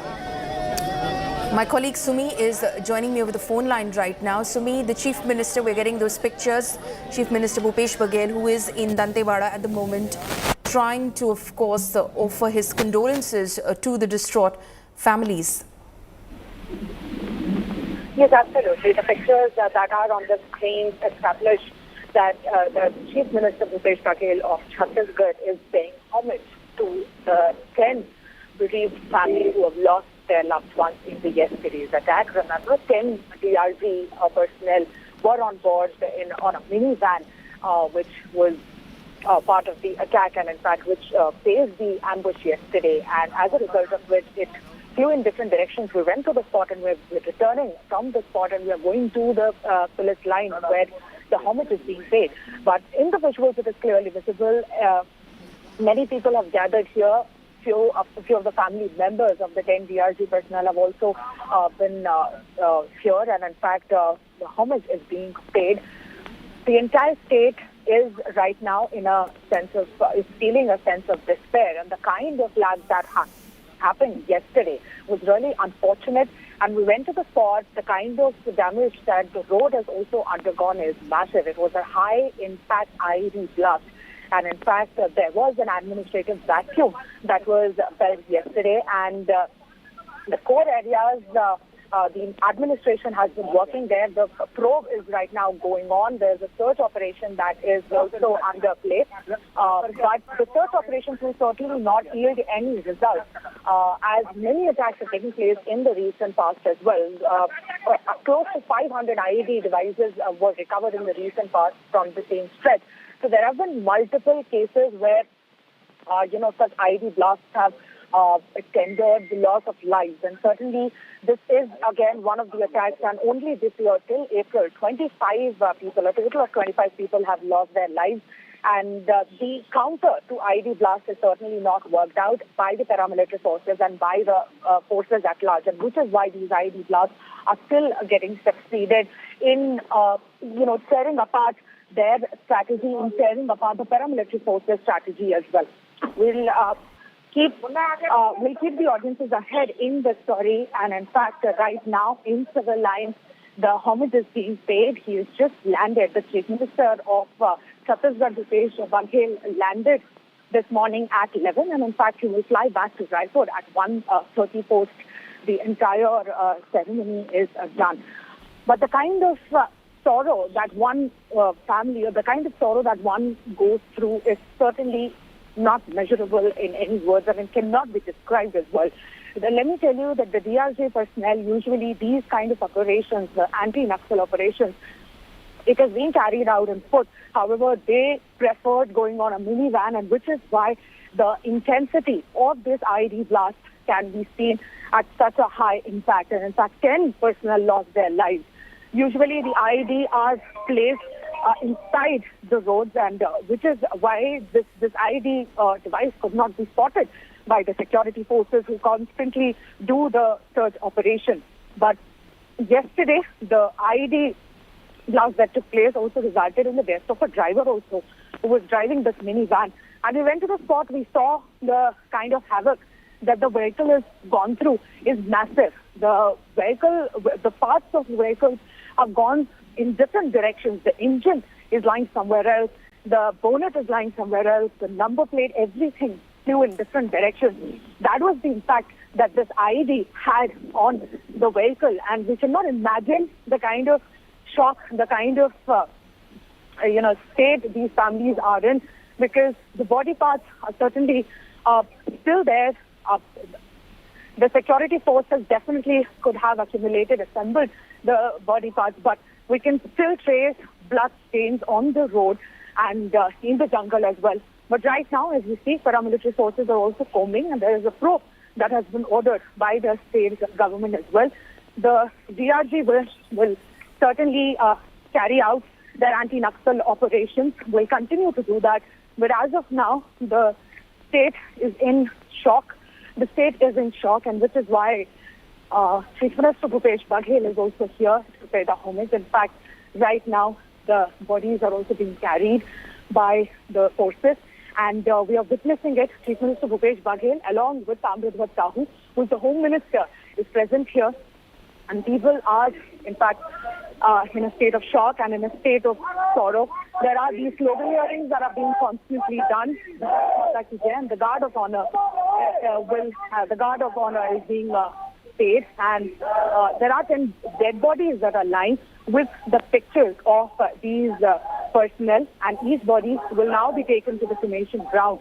And in fact, what we're also hearing that the higher officials will also go to the spot once again to take the probe further, and that's how the entire probe will now go on and will move forward. But as of now, the visuals clearly show the process of the homage are paying by the Chief Minister, Bhupesh Baghel. Right, Sumi, stay on with us. We're getting those pictures right now from Dantewada, where the Chief Minister is now, in fact,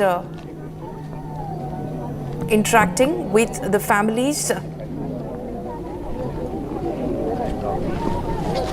and paying his last respects to, in fact, the slain Jawans.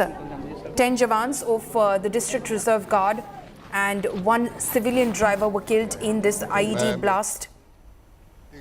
Chhattisgarh unit की ओर से शहीदों को नमन श्रद्धांजलि अर्पित करता हूं और इसके साथ ही जिस प्रकार से इन्होंने इस क्षेत्र की रक्षा के लिए अपनी कुर्बानी दी है, ये अमर रहेंगे। पार्टी सदैव उनको याद करती रहेगी, देश उनको याद करता रहेगा और निश्चित रूप से मैं मांग भी करूंगा स्टेट गवर्नमेंट से भी कि लॉ एंड ऑर्डर स्थिति सुधारे। पिछले काफ़ी दिनों से लगातार टारगेट किलिंग के नाते किलिंग किए जा रहे हैं। जब भी कोई भी बड़ा लीडर अगर Of course, BJP leader Om Mathur there speaking with the media as well, demanding that strict action be taken by the state government against the naxals who orchestrated this dastardly attack. Sumi continues to be over the phone line with us. Sumi, we saw those pictures and we're still showing those pictures from the attack yesterday. The attack itself, the explosion, the IED explosion itself left a massive crater in the road where this attack took place. We can see the parts of the vehicle that was completely blown, and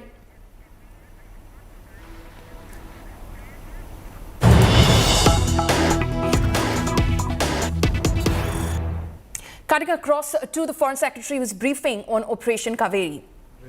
Indian nationals and about 1,000 odd PIOs in Sudan. As I said, these numbers are approximate numbers, and it is our effort to put as much specificity to those numbers as we can as we go along.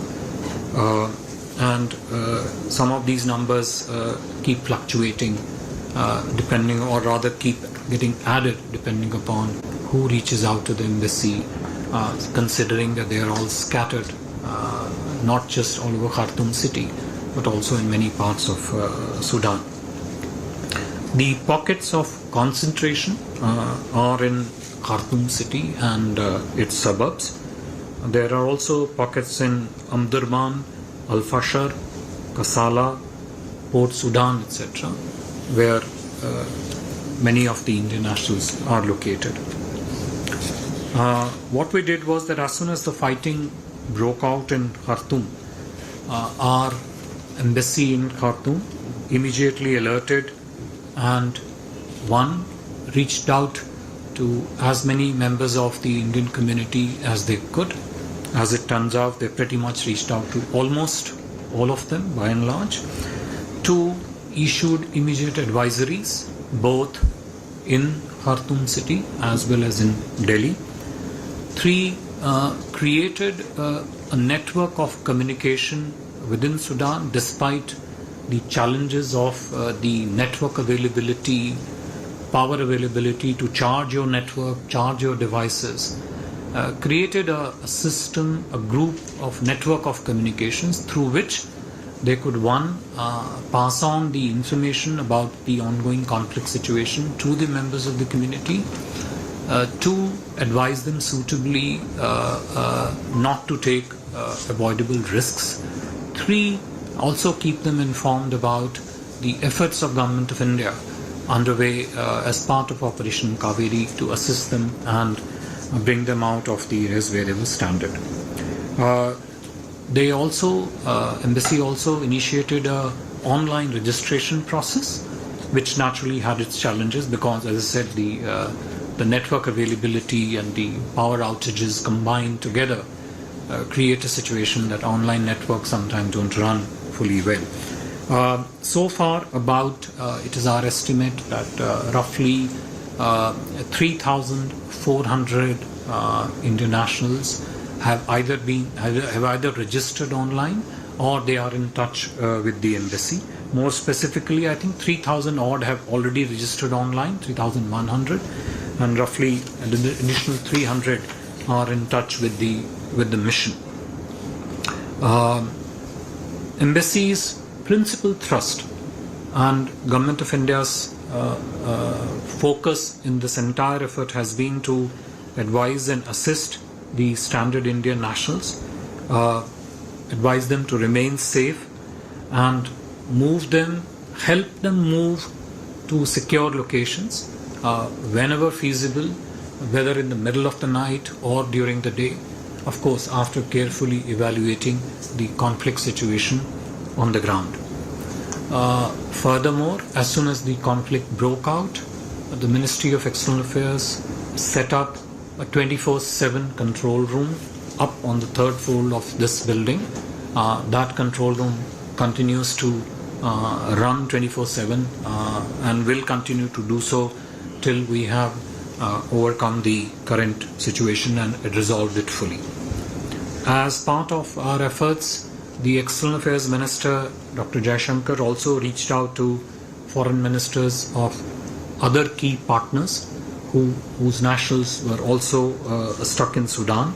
These included foreign ministers of the US, UAE, Saudi Arabia, Egypt, and last night Shankar also had a conversation with the UK foreign ministers.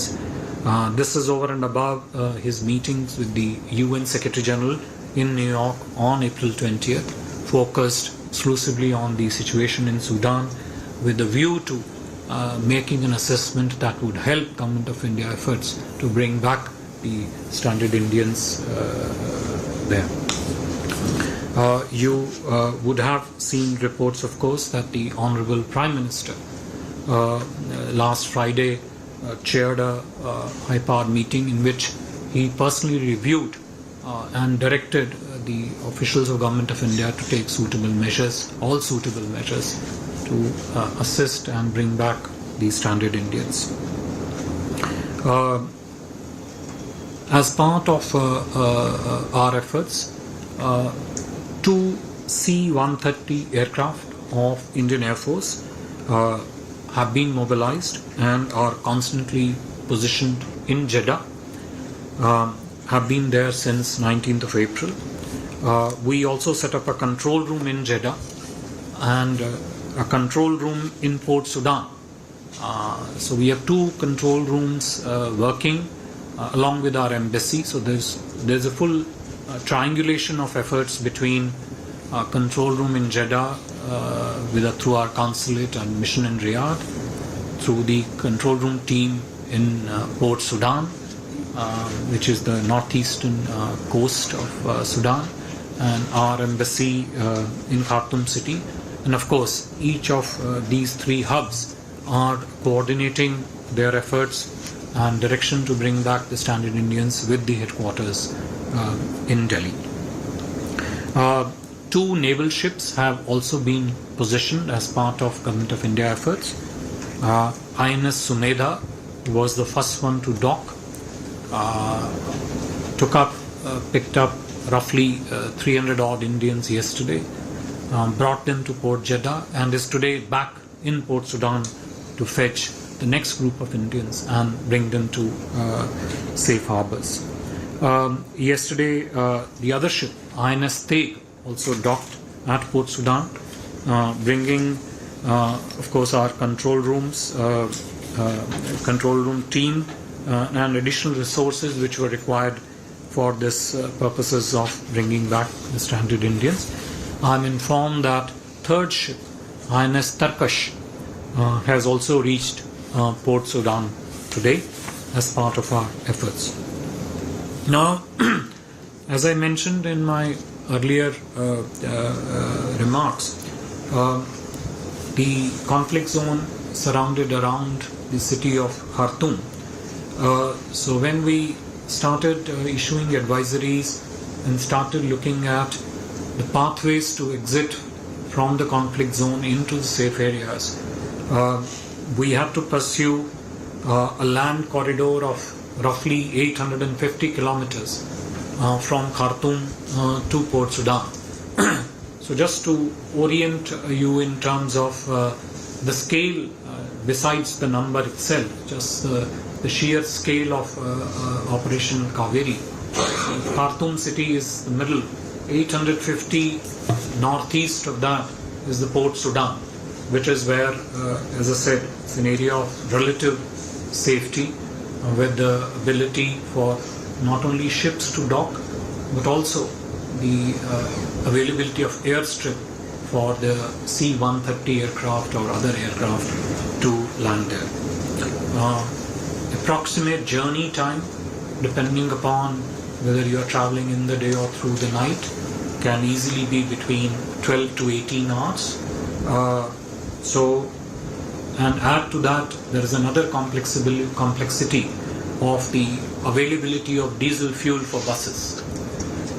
I know it sounds very trivial to talk about diesel availability and bus availability, but on the ground, these are real logistical challenges which, as part of our relentless and ongoing efforts, were addressed, resolved, and we were successfully able to bring out a large number of Indians, and numbers I can talk to you later on about it.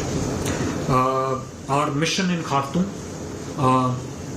worked through and through, day and night, and managed to arrange buses at different locations in the Khartoum city to mobilize people, including from the particularly conflict areas in central Khartoum, in the two districts, Hamata district and Khartoum 1 and 2.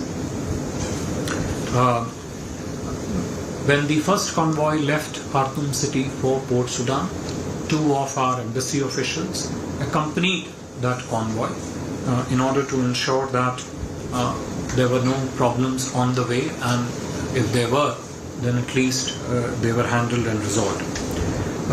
Mission also made arrangements along with the members of the community in Port Sudan, arrangements for stay and food for the stranded Indians at one of the facilities. And most importantly, when they reached Port Sudan, full arrangements were in place to provide them with necessary documentation, mainly because being the conflict zone, all of them being in conflict zone, many of them were not in a position to carry their documentation with them. So to facilitate their documentation was a critical necessity before they could be evacuated out from there. As we speak, we have a situation that roughly in total 600 odd people, Indian nationals, have either arrived in India or are on their way. So 360 of them arrived by a charter Saudi Arabia flight yesterday night. Another 246 are being flown to Maharashtra state in a commissioned C-17 flight. We currently have approximately, give some leeway on the numbers, approximately 495 Indian nationals who are in Jeddah. As of now that we speak, these numbers will either go up or come down depending upon the flows in from Port Sudan and depending upon the evacuation from Jeddah to India.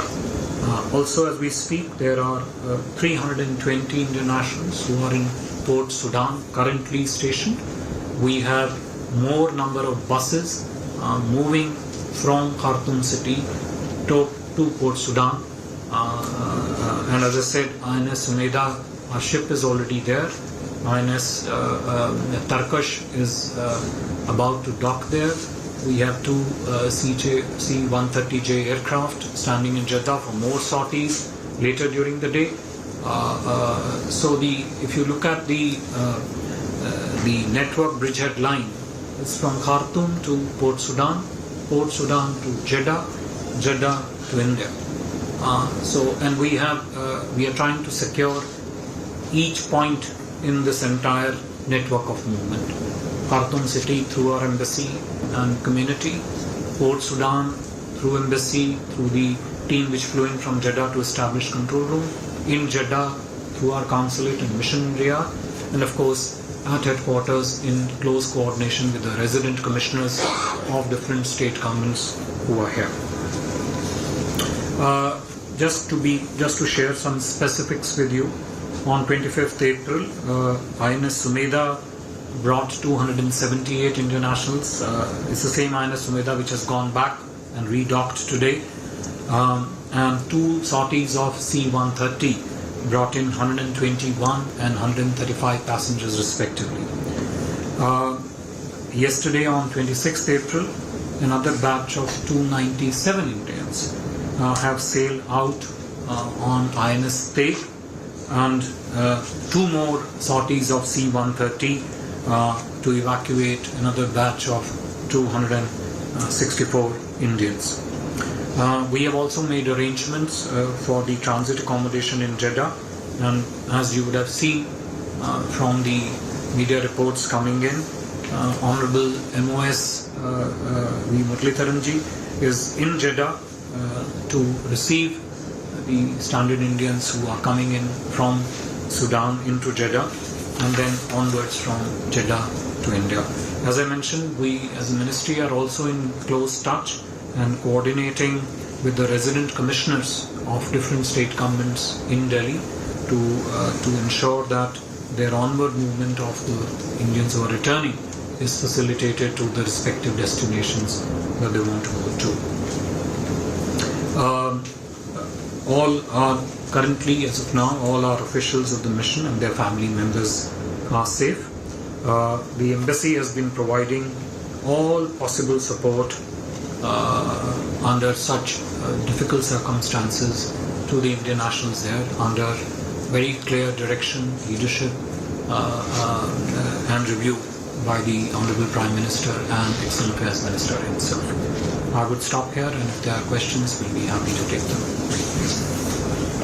Thank you, sir. Open the floor for questions. Please introduce yourself and the organization. I'll start with Shinja. Sir, Times Now.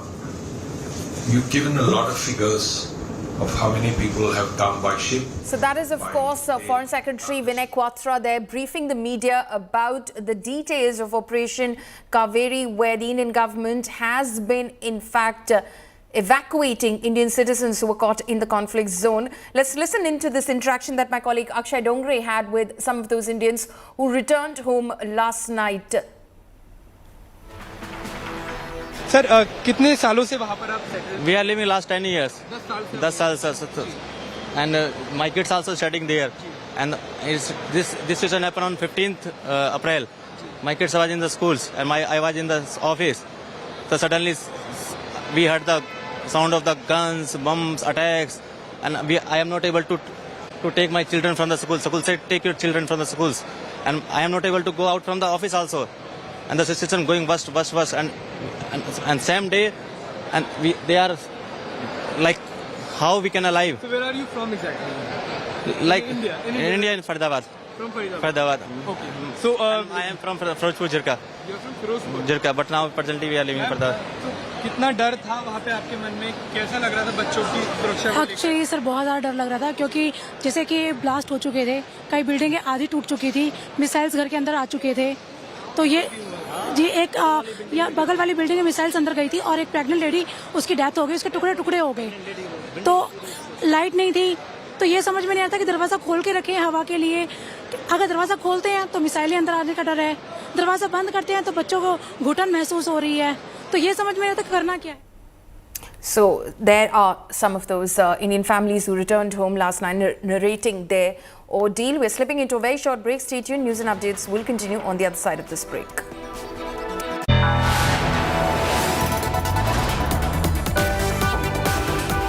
You are watching India Today.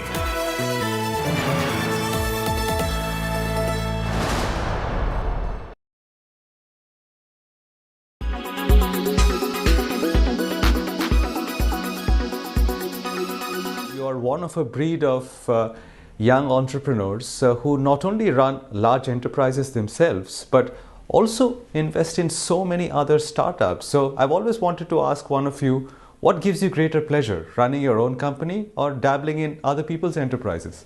I think we don't really dabble. I would call it support.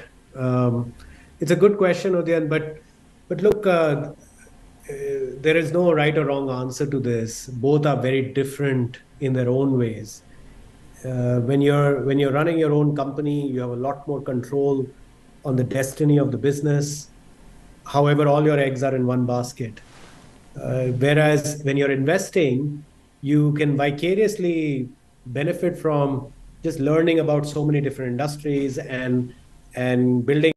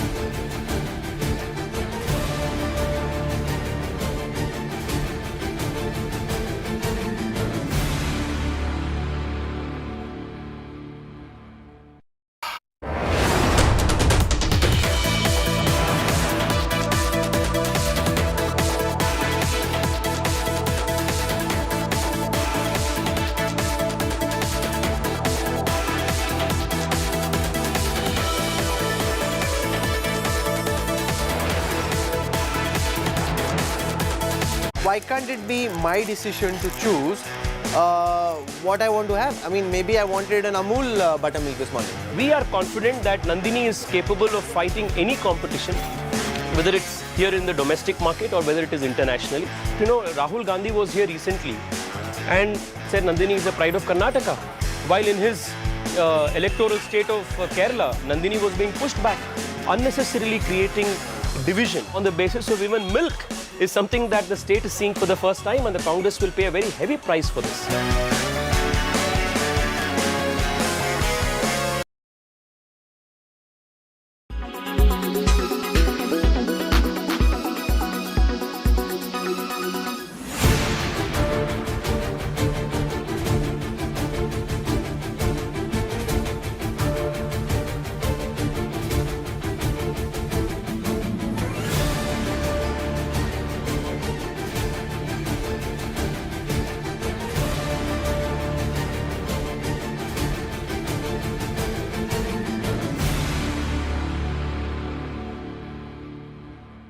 Air quality today.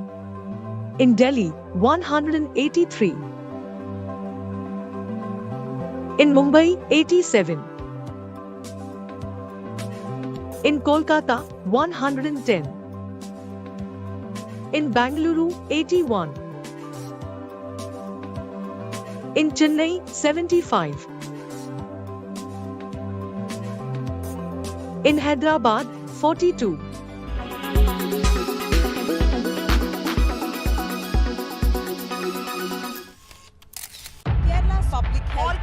Traveling from different parts. Armed with facts, Looking at political back. she takes the news by its horns. Do you think the future of these students are not hampered? Fierce, bold, and direct, setting the tone for the biggest stories from every corner and every angle. Expect nothing but the unfiltered truth. News first, niceties later. Watch me, Nabila Jamal, on India Today. Make your media plan smarter with India Today Live TV on your connected devices. Amplify your brand with 100 million smart internet viewers. To advertise, mail us at sales@aajtak.com.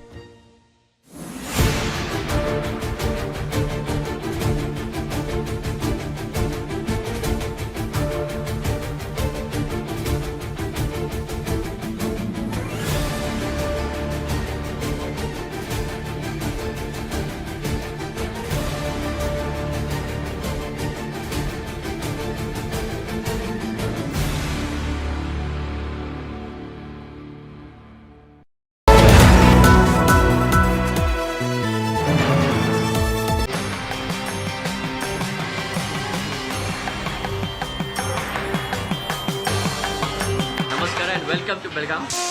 Make all their food in Nandini ghee, the breakfast. Very good mango juice.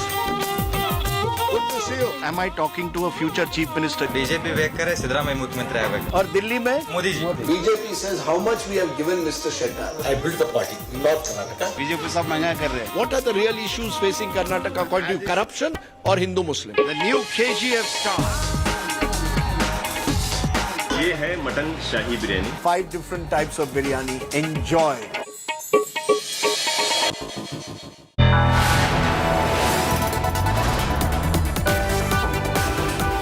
You are watching India Today.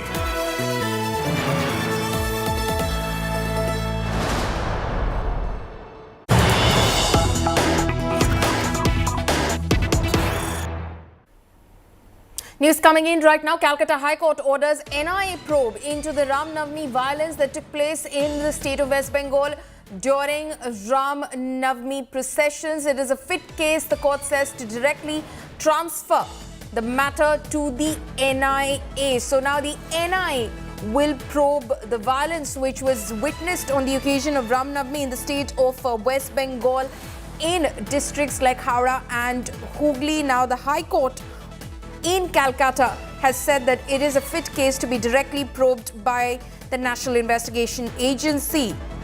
Ritwik Mondal is joining me over the phone line right now. Ritwik, if you can give us more details as to what the High Court has said. Well, that's right. Breaking news just comes up that Calcutta High Court orders NIA probe in recent violence that had happened in parts of Bengal, particularly in Howrah and Hooghly's Rishra and Dalkola over Ram Navami procession. And what more we are picking up that the court has directed Bengal police to hand over all necessary documents and case files and of course CCTV footages to this central probing agency within 2 weeks. And remember, the Calcutta High Court was hearing a case of a PIL filed by leader of the opposition Shubhendu Adhikari seeking NIA probe in recent violence that had happened during Ram Navami procession in parts of Bengal.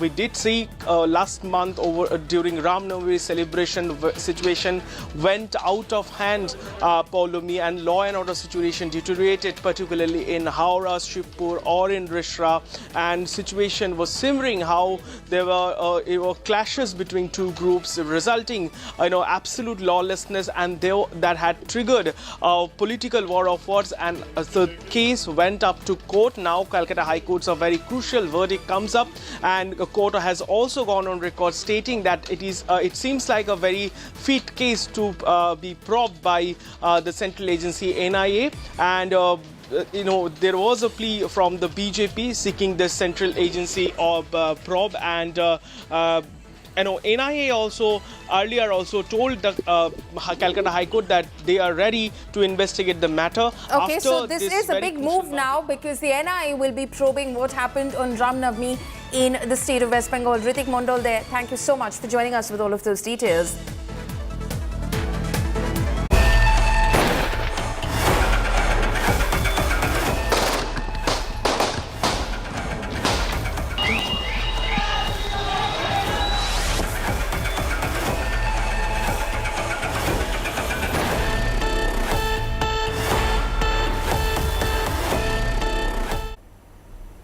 Now, a massive manhunt to nab Guddu Muslim continues. India Today has accessed stunning details as to how Guddu Muslim is dodging the police. Sources say he's been frequently changing his looks and identities to keep the police at bay. He's even changed his name from Guddu Muslim to some Hindu name. Not only this, he's using official documents under not one but 3 Hindu names to stay at various hotels.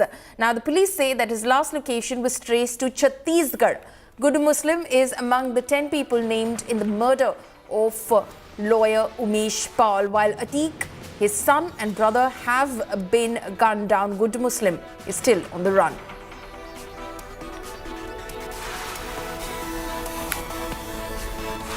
Days after UP police found blood smeared on the walls of Don Atiq's office, the forensic team confirmed that the stains found were human blood. Blood stains were found on the stairs and on a piece of white cloth kept on a sofa.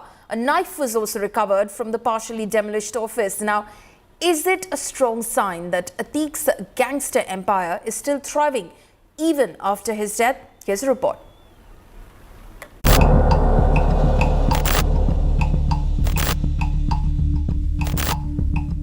A blood-smeared dupatta. Blood stains on the floor. On clothes. And on a knife. Blood stains spotted at Atiq Ahmed's office on April 24, when nothing of that sort was seen here on April 19. The gangster used this building as a torture chamber for his captives. The intriguing emergence of blood marks inside confounded investigators. Blood stains हैं उनको collect किया गया है field unit के द्वारा उस sample को हम एनालिसिस के लिए भेज रहे हैं बाकी यहाँ पे आसपास जो सीसीटीवी फुटेज हैं उसका एनालिसिस कर रहे हैं और जैसे ही कोई और हमें लाभप्रद सूचना मिलती है तो हम आपको अवगत कराएंगे। सर क्या लगता है ये ब्लड जो है वो किसी इंसान का है या किसी जानवर देखिए का वो चाकू मिला है? देखिए वो मैं कंफर्म तभी हम कर पाएंगे जब लैब से रिपोर्ट आ जाएगी। The forensic report is out. The findings show these stains are indeed from human blood. For investigators, the mystery has just deepened. Which humans suffered trauma and how at Atiq Ahmed's torture chamber after his murder. Bureau Report, India Today.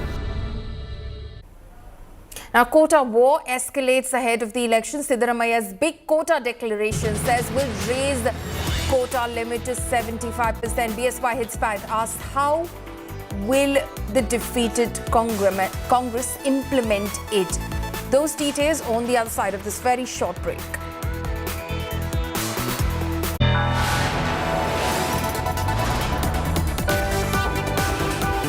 You are watching India Today.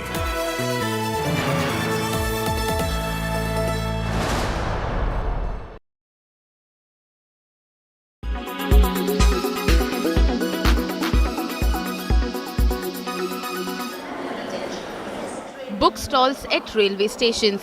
Once a common sight, now a rarity that evokes nostalgia.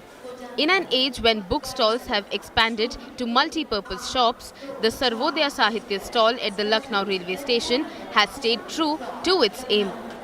That is, to spread awareness about Gandhian ideology. पिताजी ने गांधी जी की आत्मकथा पढ़ी, विनोबा जी की किताबें कुछ उनके संपर्क में आई, तो जब वो पढ़ा उन्होंने और उसके बाद उनके विचार बदल गए। फिर उनको लगा कि नहीं, मैं ऐसा बुक स्टॉल मेरे पास होना चाहिए जिससे अच्छी किताबें लोगों तक जाएं, अच्छे विचार लोगों तक जाएं और एक आदर्श समाज की स्थापना में मदद हो सके। Biographies of Mahatma Gandhi, Vinoba Bhave, Bhagat Singh, Netaji and other Indian heroes have pride of place at the shop. Neeraj Arora admits the increased use of cell phones to consume content has hit reading habits but sees hope. After Covid की बात करें तो फिर लोग किताबों की ओर लौटे हैं। इस बार विश्व पुस्तक मेले में भी किताबों की बिक्री जो थी वो पूर्व वर्षों के मुकाबले बहुत अधिक थी। Kasturi Lal Arora, who founded the stall in 1976, is now 84 years old, but still visits the shop. अब जो है तो हम अच्छी अच्छी किताबें रखते हैं, लोग देखते हैं, बहुत खुश होते हैं, विचार चेंज होते हैं। वो सर्वोदय किताबें देखकर बहुत खुश होते हैं, गांधी विनोबा किताबें देखकर कहते वाकई बहुत अच्छा आप काम कर रहे हैं। The Sarvodaya Sahitya stall even today has many admirers. मैं इस यहाँ पे बराबर आता रहता हूँ, मेरा हफ्ते में मेरा विजिट होता रहता है, तो मैं इस बुक से स्टॉल किताब लेता रहता हूँ। मैंने त्रिपिटक इनका अच्छी तरह से पढ़ा है और त्रिपिटक की लगभग बुक्स जिनका हिंदी रूपांतरण हुआ है मैंने पढ़े हैं। The mission to conserve and promote literature in these times is in itself a commendable task. With Shilpi Sen in Lucknow, Bureau Report, India Today.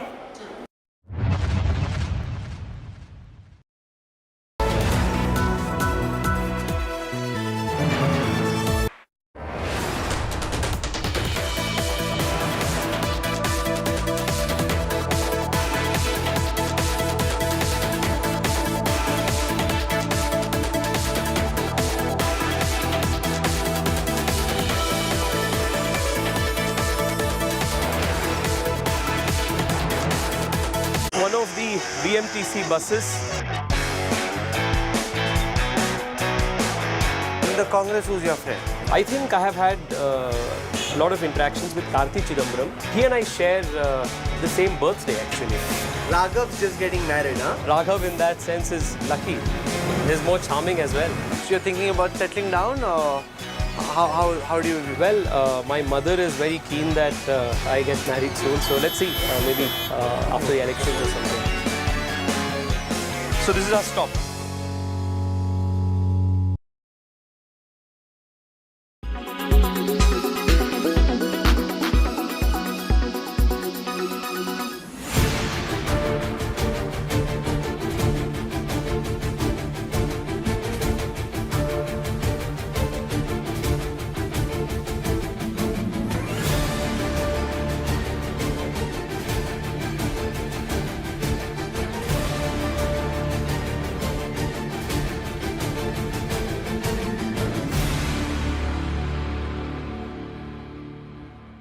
Weather forecast now. Delhi, maximum 38 and minimum 26 degrees. Mumbai, maximum 30 and minimum 26 degrees. Kolkata, maximum 39 and minimum 27 degrees. Bangalore, maximum 33 and minimum 22 degrees. Chennai, maximum 31 and minimum 27 degrees. Hyderabad, maximum 35 and minimum 23 degrees.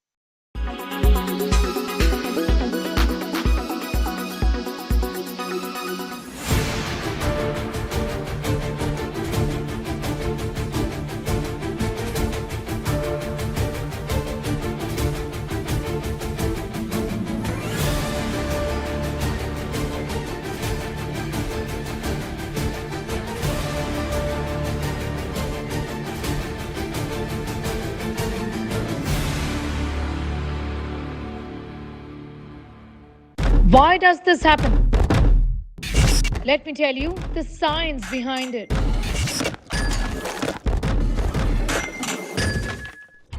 For more informative videos like this, keep watching India Today Newsmo. Make your media plan smarter with India Today Live TV on your connected devices. Amplify your brand with 100 million smart internet viewers. To advertise, mail us at sales@aajtak.com.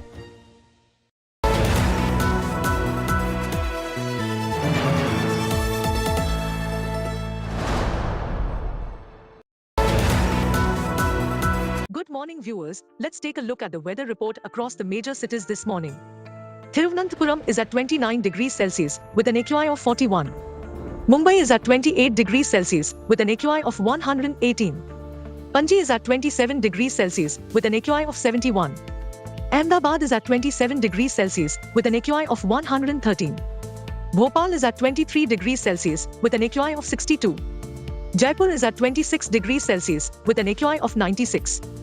Delhi is at 27 degrees Celsius with an AQI of 125. Srinagar is at 12 degrees Celsius with AQI being 27. Lucknow is at 26 degrees Celsius with an AQI of 129. Patna is at 29 degrees Celsius with an AQI of 204.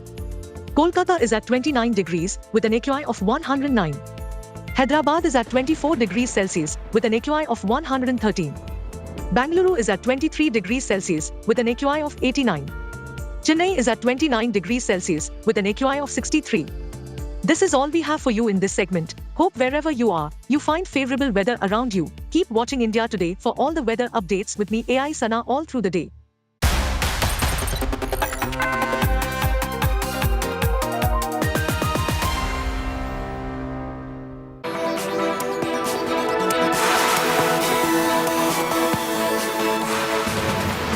Good afternoon and a warm welcome to India Today. I'm Paulami Saha. These are the headlines we're tracking at the top of this hour. Prime Minister Modi's big morale booster for BJP cadre in Karnataka ahead of polls slams Congress in virtual address. Says Congress can only give jhoot and corruption की guarantee. भ्रष्टाचार के खिलाफ लड़ाई में भी पहले और अब में बहुत बड़ा फर्क है। कांग्रेस ने भ्रष्टाचार मिटाने में कोई रुचि नहीं दिखाई, क्योंकि वो खुद ही भ्रष्टाचार का सबसे बड़ा स्रोत रही है। वर्ष 2014 के बाद करप्शन से लड़ाई में कितना तेजी आई है, ये पूरा देश देख रहा है। After Home Minister Amit Shah's riots in Karnataka attack, Congress files a complaint against HM Shah. Says BJP will incite riots if the Congress comes to power. Said that if Congress party comes to power, it will be affected with communal rights. How can it tell that? The Kerala story trailer storm brews. Firm claims 32,000 women joined ISIS. BJP claims Kerala's Islamization truth out in the open. Kerala government calls for ban on film. Shalini, please come back.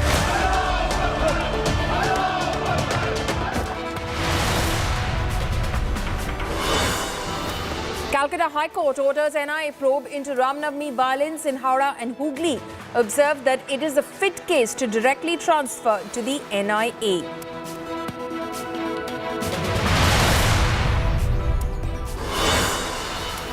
First time since Galwan clashes, India and China defense ministers to come face to face at the SCO summit today.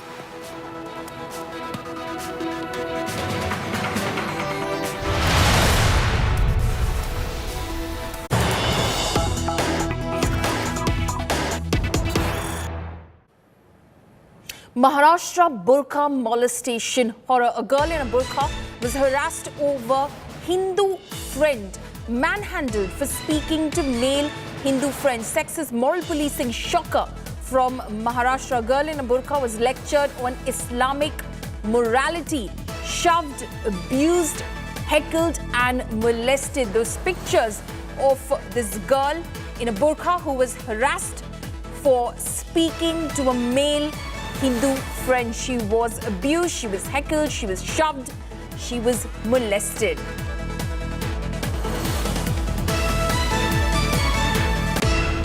Begumpura में ये बीबी का मकबरा देखने आ गई थी, तो उस समय कुछ बच्चों ने उनको लड़कों ने उसको मारा पीटा वगैरह ये कर दिया थोड़ा सा।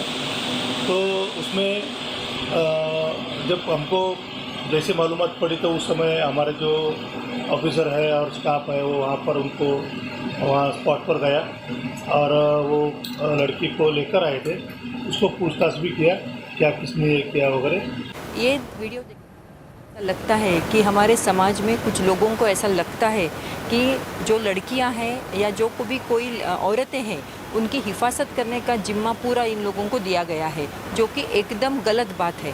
हम एक कायदा कानून निभाने वाले देश में रहते हैं, वहाँ पे अगर कोई गलत चीज़ होते हुए दिखाई देती है तो हमें कायदा कानून निभाने वाले लोगों के साथ मिलके इसमें काम करना चाहिए, ना कि समाज के किसी लोगों ने सामने आके उसको मैन हैंडल करने की कोशिश करनी चाहिए।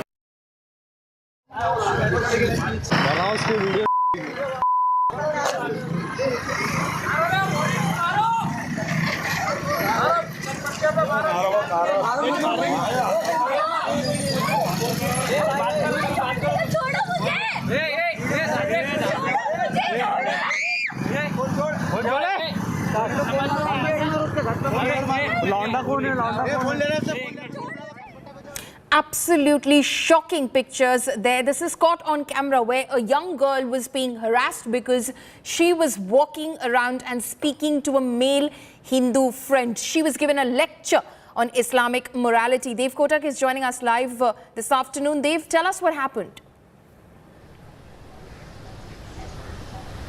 To begin with, and as you saw the video, humanity has stooped to a different level because a girl who was clad in a burqa, originally hailing from Ahmednagar, and this incident took place in Begumpura when she, the girl and her Hindu friend were on their way to visit the monument. That is when they were allegedly harassed, and also that has been caught on camera. It is seen and it is extremely unfortunate the way they are misbehaving with the girl. They're tugging and pulling at her burqa from behind. They're constantly also pulling her back bag.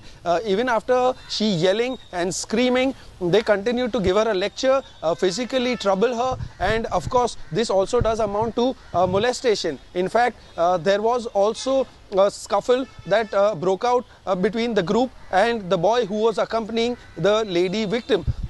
So these are the kind of details that we have at this point in time. But these two people, their only fault was that they were on their way to visit a monument when a bunch of Hindu boys, believed to be Hindu boys, began harassing them and started passing very insensitive remarks, also lecturing them on morality and how they should stick within the moral boundaries. And also they questioned the boy for going around with a Muslim girl. So these are the kind of extremely shocking yet disappointing details that we have at this point in time. However, what also we know is that the harassers, the group of boys, they have all been taken into custody by the police, and there was a family who came to their rescue, who took the girl and the boy inside their home until the police team arrived and took them safely away to the police station from the spot where they were being troubled.